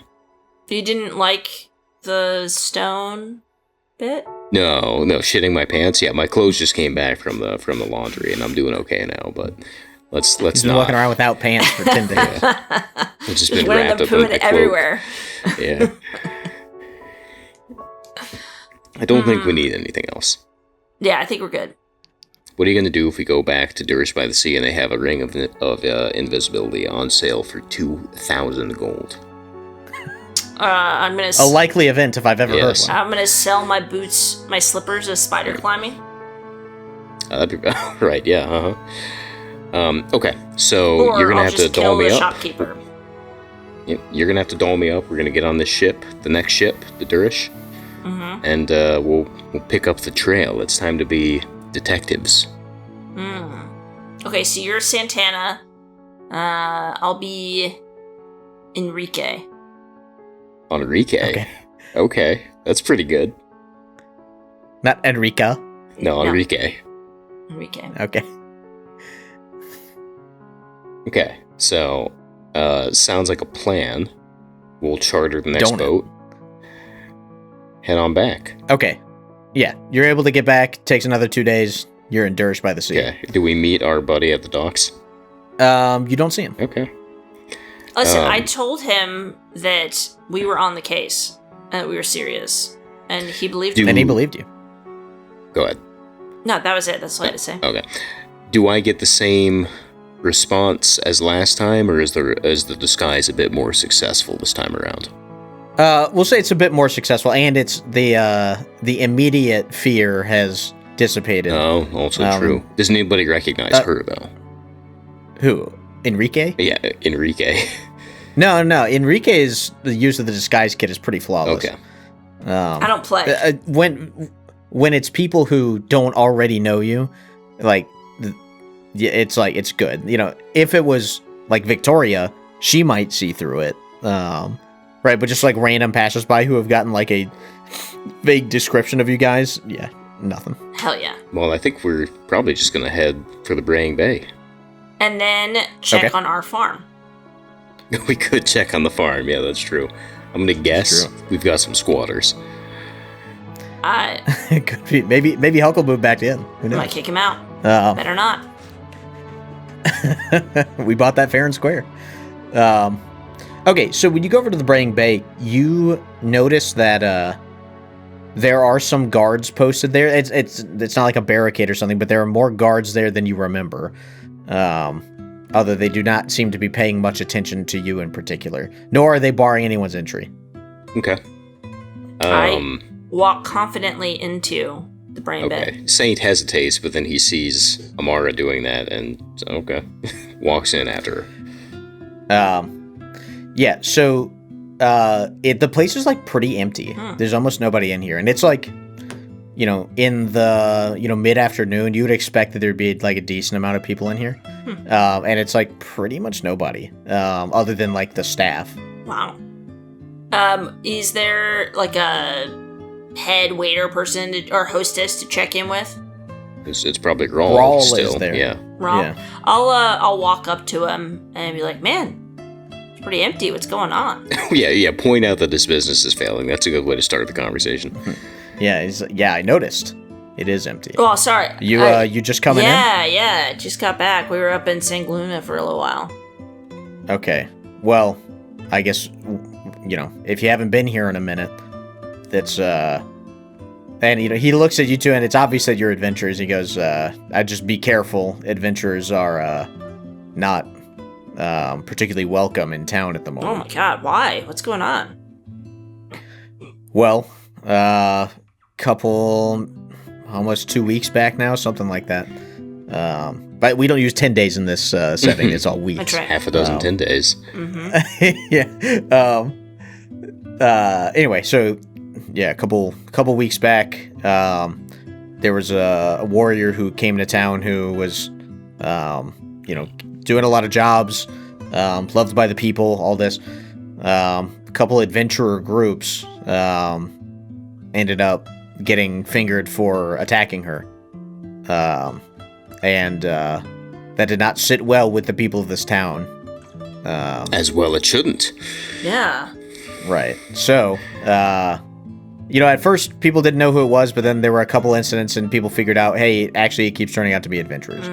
And so, so yeah, a lot of people have made themselves scarce, at least for the time being. I'm sure it'll die down eventually, but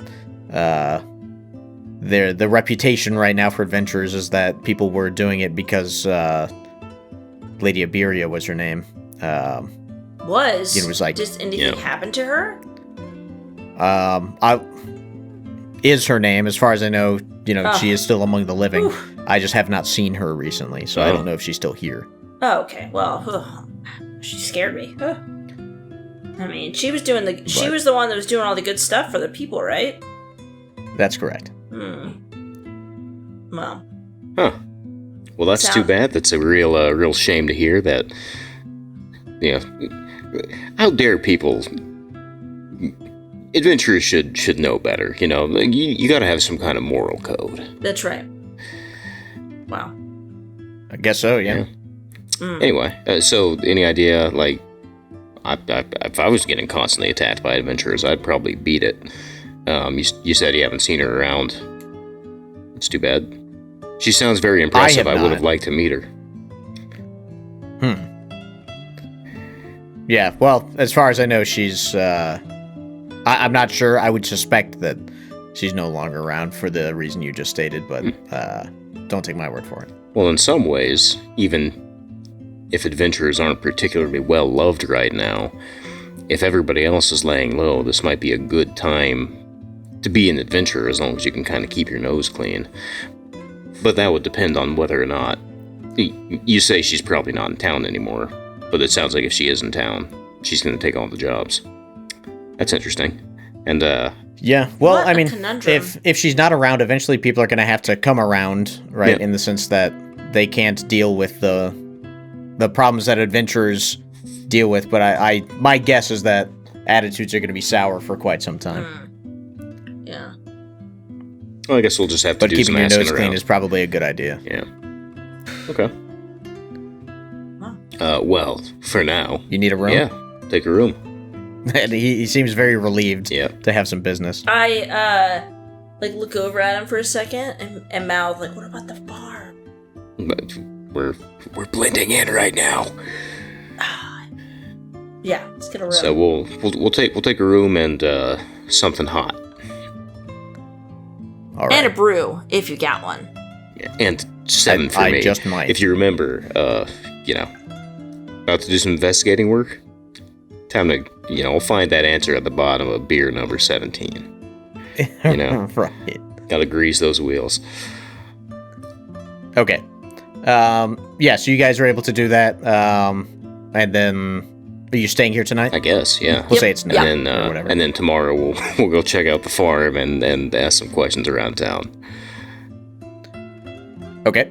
Yeah, so you sleep and you wake. And now that it's now at the end of the beginning of spring because it's been so long since we started this.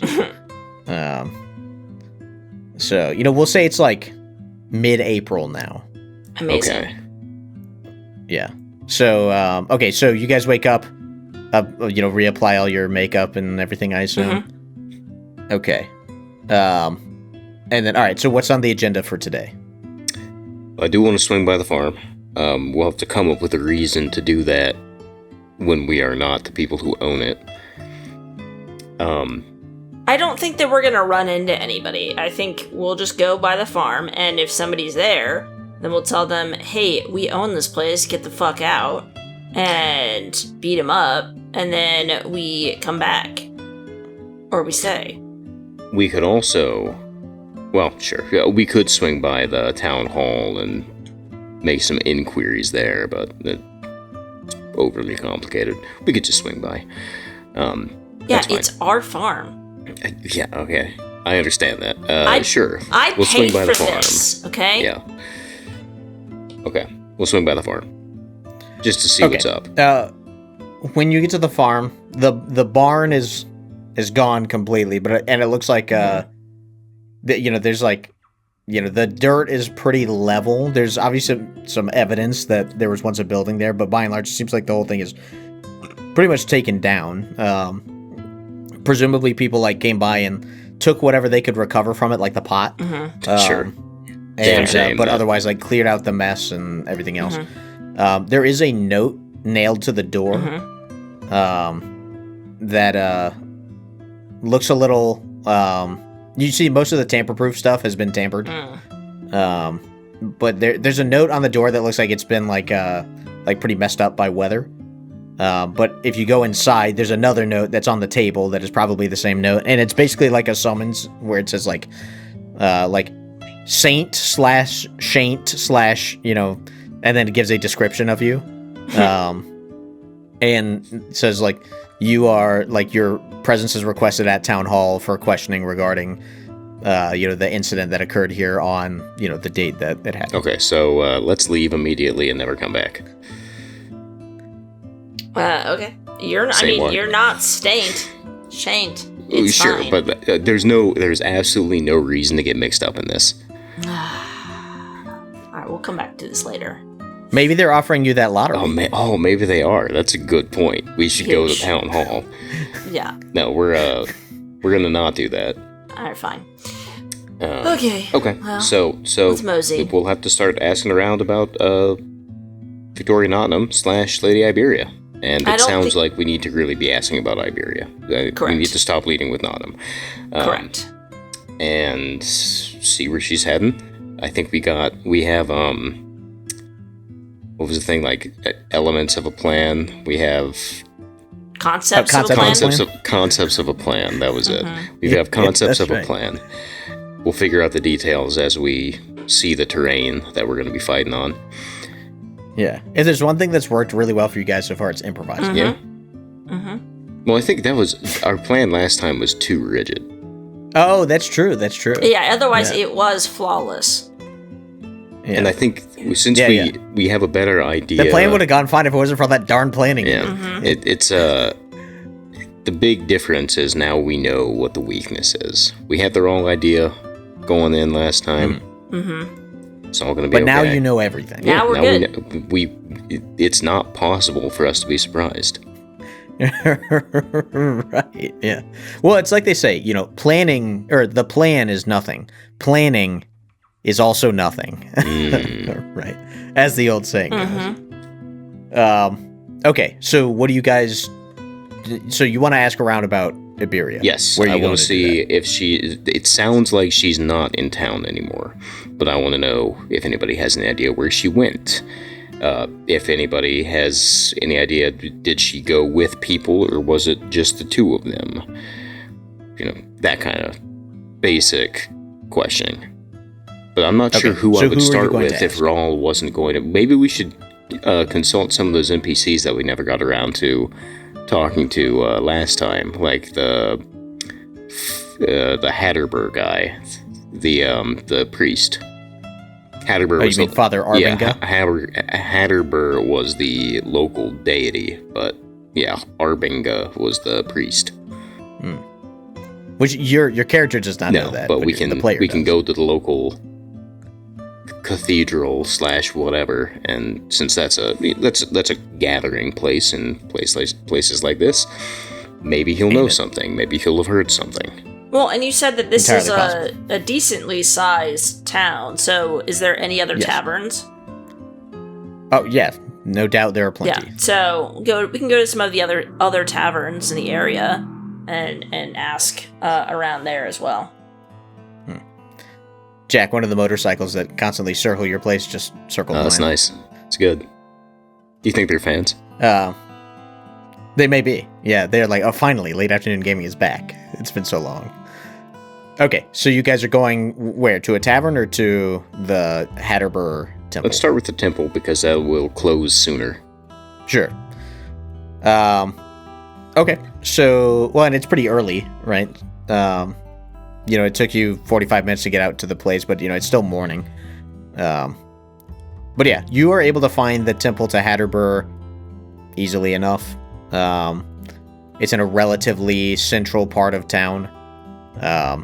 Nice place, if rustic. When you go inside, there are a couple people who look like they're just kind of cleaning up the place or something like that, like tending to candles or whatever. There's one older looking gentleman who is wearing a simple but well-made robe. Bald, probably in his 50s, but a kind smile on his face. And he greets you when you enter. Greetings, Father. He says, welcome, my children. We are newish in town, and we've been hearing some nasty rumors about... Oh, that's terrible. Yeah, about an adventurer. She sounds like a real hero, named Lady Iberia. And it sounded like she was doing some really good work for a lot of people and helping the place out, and that she kind of got run out of town almost by other adventurers. Yes, that's about the long and short of it. It's very sad. It is. Do you have any idea where she would have, well, to be perfectly honest, as bad as it sounds, it also sounds like it was bad to be an adventurer around where she was. And so I think it would be better for her and for us if we kind of were where she wasn't. Do you have any idea where she went to? Go ahead and give me deception. Okay. DC 11. Deception. Oh boy. Great. 5. I asked that because I think the deceptive nature of this is clear. Yes. And so he kind of squints at you and says, "I'm not sure where she was going." It's too bad. All right. Well, but you are right about it being a bad time to be adventurers here, so I would lay low if I were you. Yeah, that's we've been given that advice already. Well, if that will be all. Shame. And I walk out and I say, hey, maybe you should front these next time. I forgot that I'm not very good at convincing people. I forgot I have no ring. That's right. I agree. That's that classic always play a warlock coming up. Yeah. And you'd have Mold Earth. You wouldn't be in this bind if you had Mold Earth. This session would be done already if I had Mold Earth. Yeah.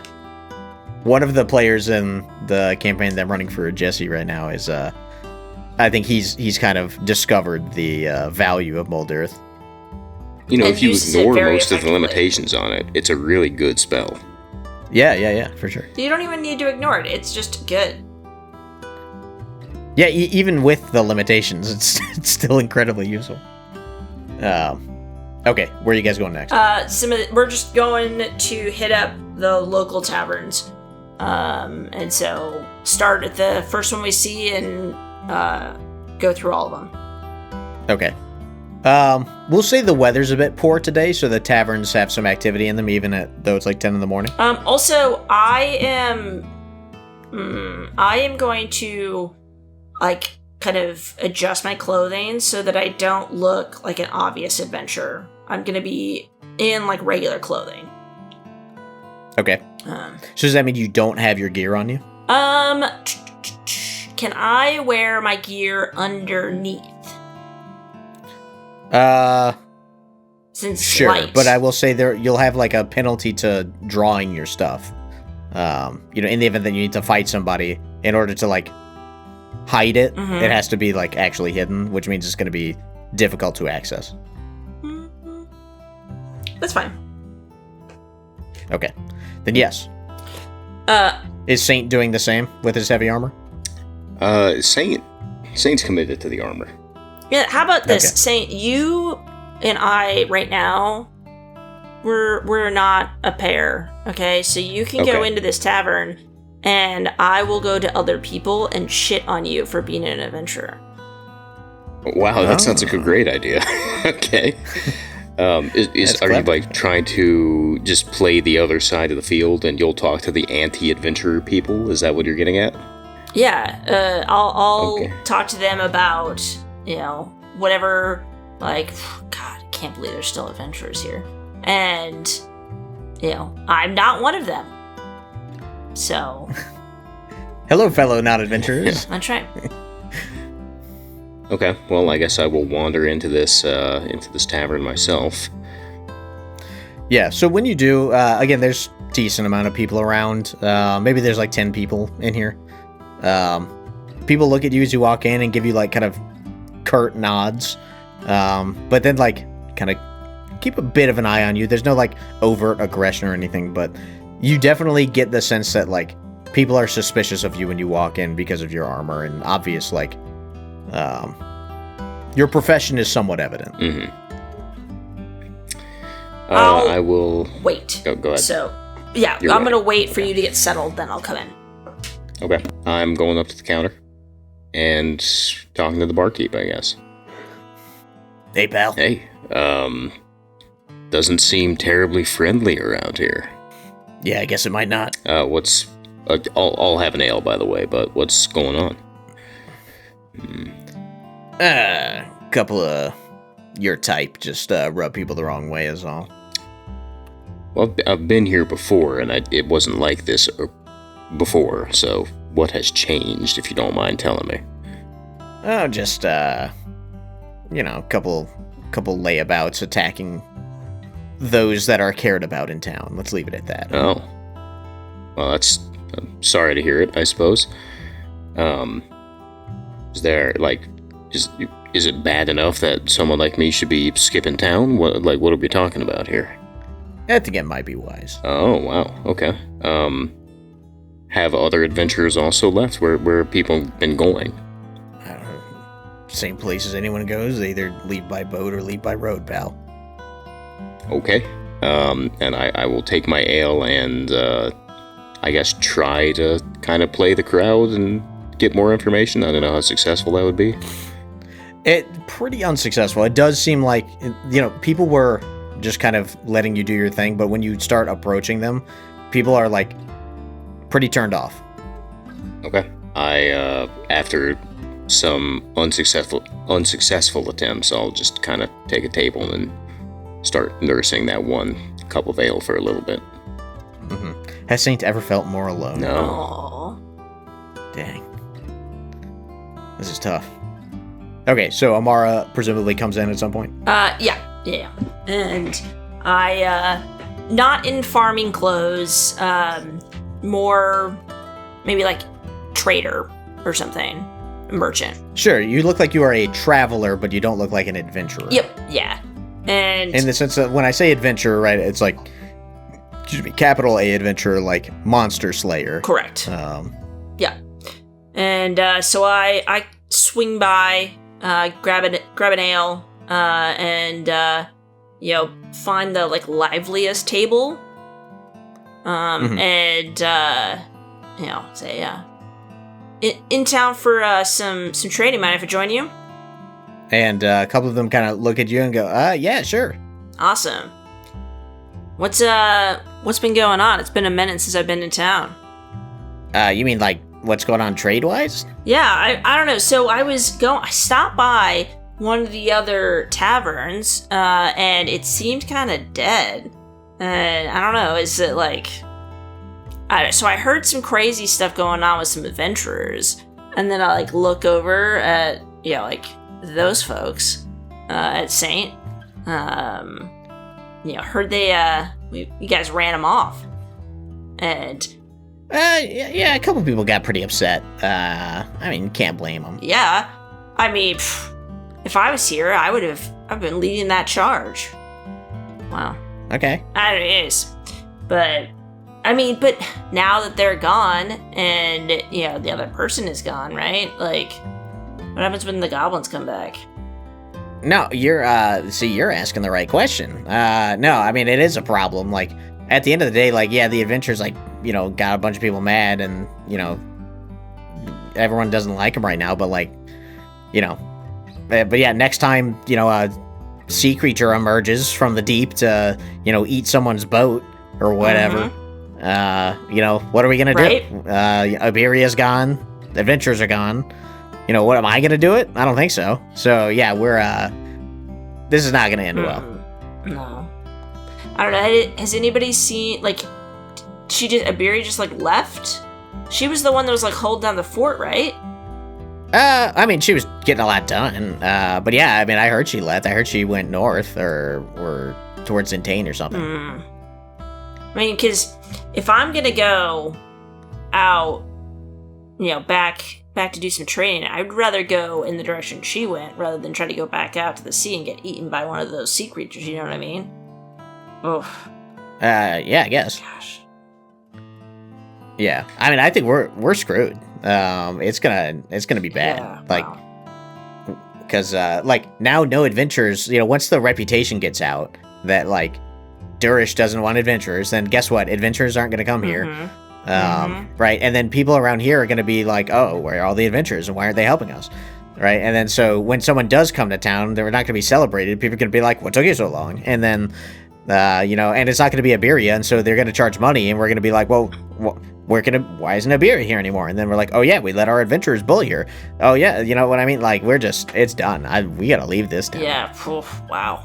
This is no good. Wow. I wonder, do you think that we could put a collection up to get Iberia back?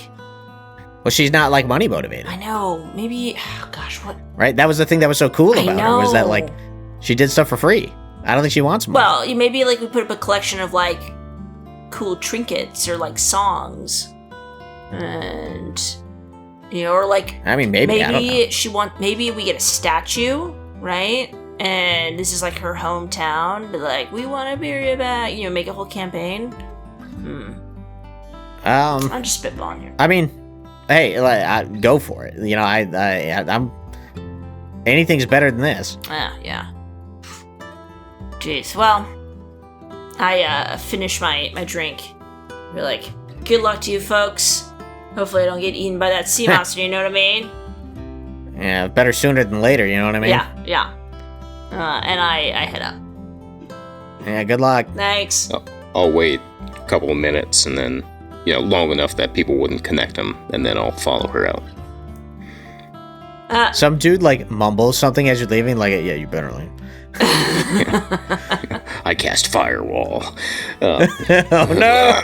So I catch up with Mara, and said, well, I could hear part of it. Sounded like they said heading north to Dintane. Or Sangluna. They didn't know. No, they said north to Dintane. Okay. I mean, I was at the table with them, but sure. Okay, understand. We don't know. I feel like we should head north to Tintain. Well, I will go, to a few more taverns to, kind of see if that's the general consensus, and if anybody knows any more information in terms of, Dentain or St. Luna or whatever. Okay. And then we head that way. Yeah, definitely does not seem like people are very open to talking to adventurers right now, so that's probably going to be our best bet. In the meantime, I'll just go stock up on like road supplies and make sure that we're set to travel. Great. Perfect. Okay. Meet back here? Yeah, meet back at the tavern at like late Oh, evening. yeah, the Branding Bay. At the our tent. Yeah. Brockton Bay, yeah. We'll meet back here. Perfect. Okay. And I'll head off to the market.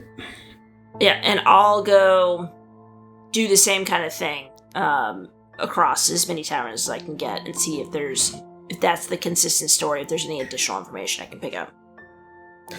Okay, so, yeah, as you...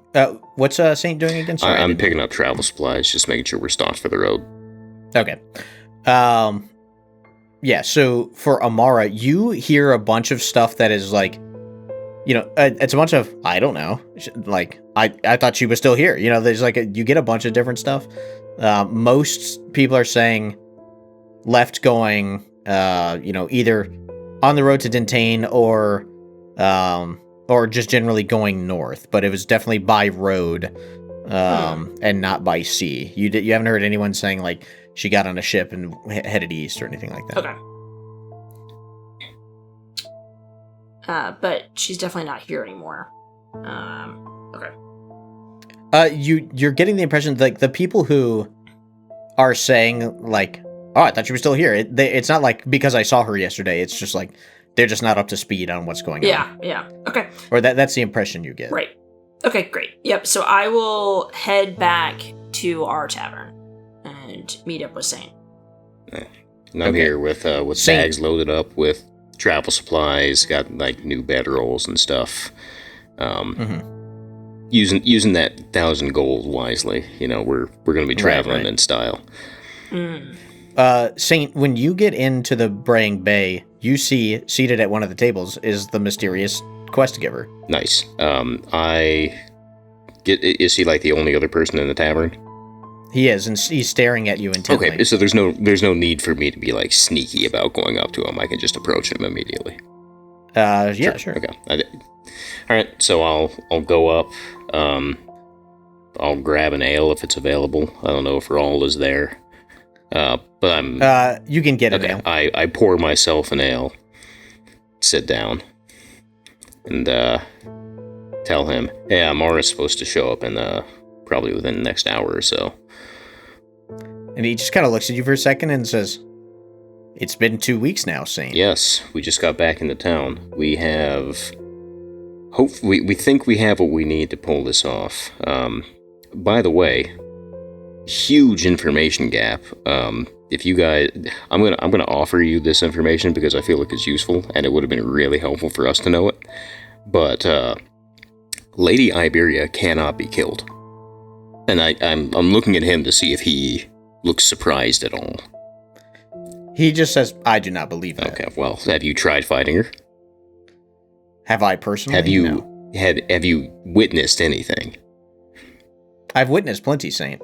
One thing I've also witnessed is you all tried once and then have been, I don't know, vacationing since. Okay. If we were trying to run away from this, I wouldn't be talking to you right now, and we wouldn't have come back here. We dropped a several 100-pound hunk of metal and a bunch of boiling oil onto her, and she came out of it without a scratch. She, if you want to kill Lady Iberia, you need to attack Victoria, not them.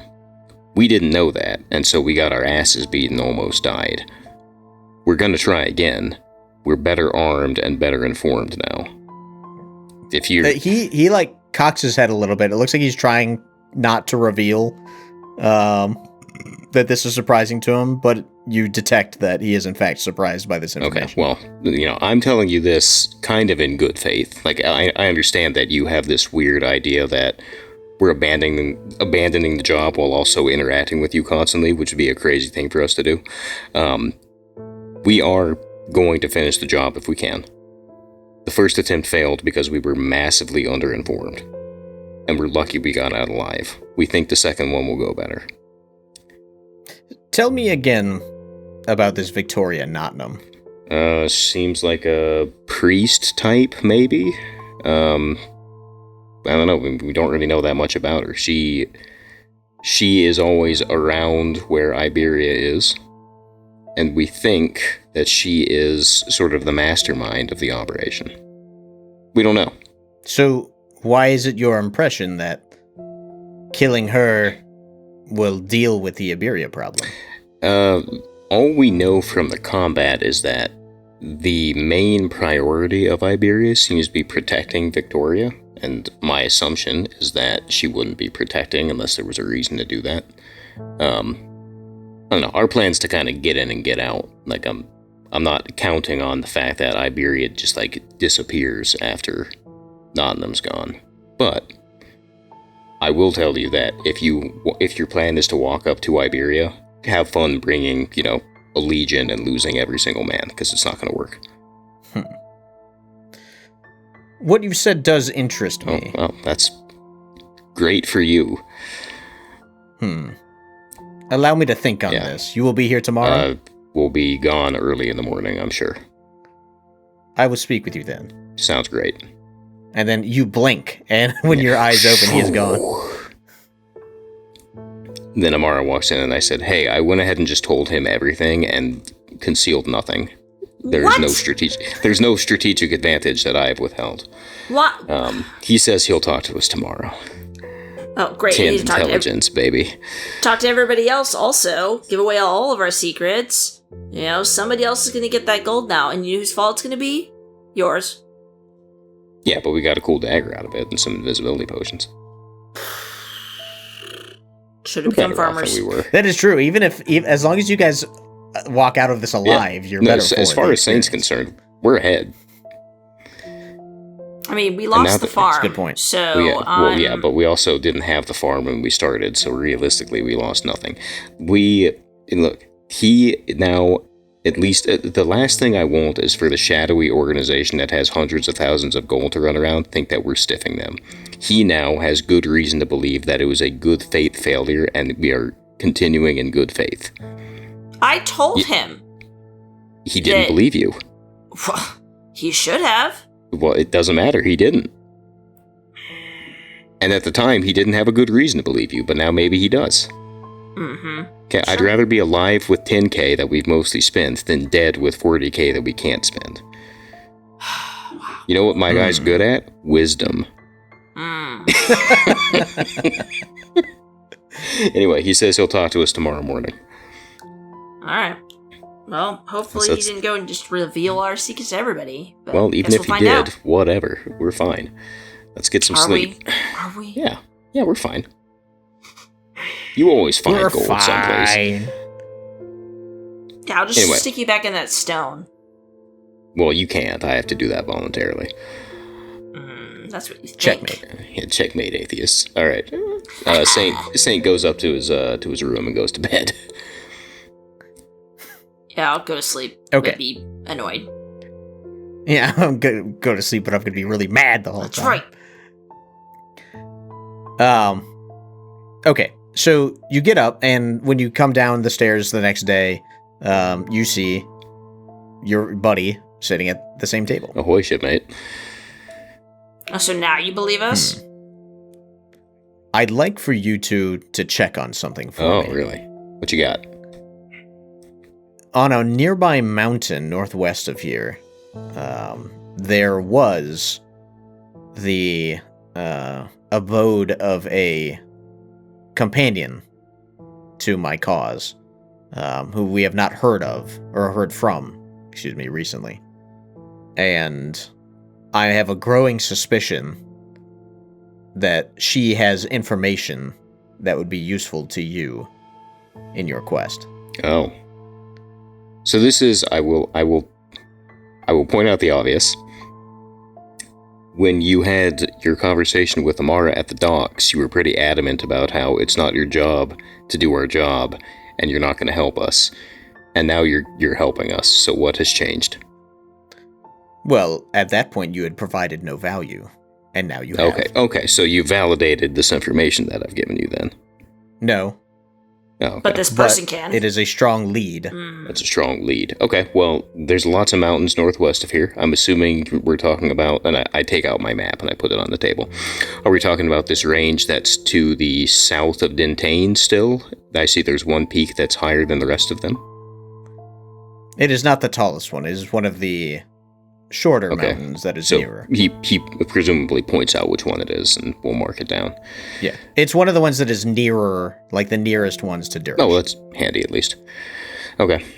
Easy. So, lives up there, easy enough to find, or what are we talking about? Are they going to try to kill us when we get there? Yeah, a couple of questions. That'll be one of them, is how do we prove that we're not an enemy when we get there? A good question. If you are questioned by someone who you believe is not just some commoner, simply say the word Leviathan. Leviathan. Got it. Leviathan. Love it. That's a sick password, my dude.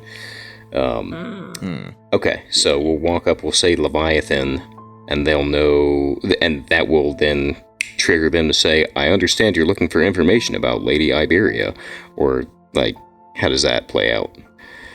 That will, at the very least, stop you from getting killed on the spot. Okay. Can we say, like, Lady Iberia, or will they know what we're talking about?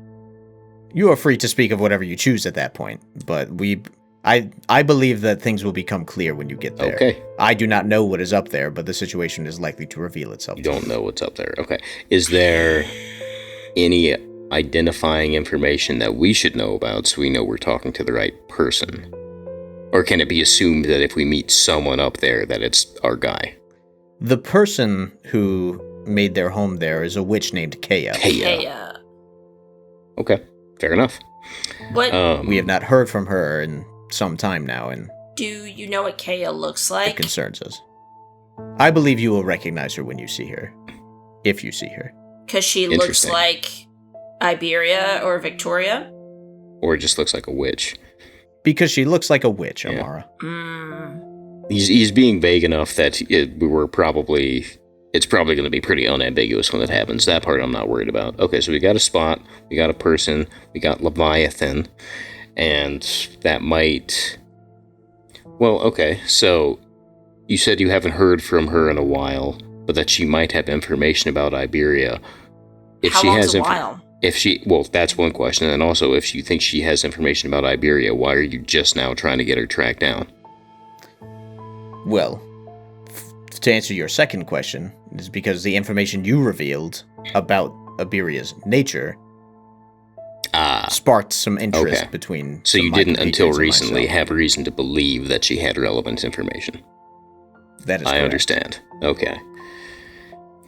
As for your first question, we do not regularly communicate, but the last time we attempted to and failed was, say, 3 weeks ago. Okay. Wow, that's like 10 days. Okay, we can work with that. Is there anything you want us to, like, if we're going to be up there, other than having a little chat with her, is there anything else you want us to tell her, or information you want us to get specifically? Anything you Does want she have a favorite delivered? snack? I believe that is a place where you can learn more about the situation. Okay. So what you're If that is not the case, I will be in contact. Okay, so fair what enough. you're saying is you don't know what her favorite snack is, and you're gonna just leave us hanging. Best of luck. Okay. And Well, you blink hold and he on. disappears. Before he goes, if he's already gone, he's already gone. He's gone. Okay, I was like, damn it, I was going to ask him to confirm north, but whatever. Okay, well, hey, as it happens, I just got all these new camping supplies. I can leave right now. You want to just hit the bricks? What is what is your snack situation? Do you have any sweet treats for the witch? I'm a big Fig Newton guy. That is an old person snack. Yeah, I feel like witches would get a lot of mileage out of Fig Newtons. Yeah. Okay. This is acceptable. Okay. I'm okay with this. All right, let's go. All right. So we hit the bricks. Okay. I think that's probably a good place to call it for today because we've been going for like 4 hours. Yeah.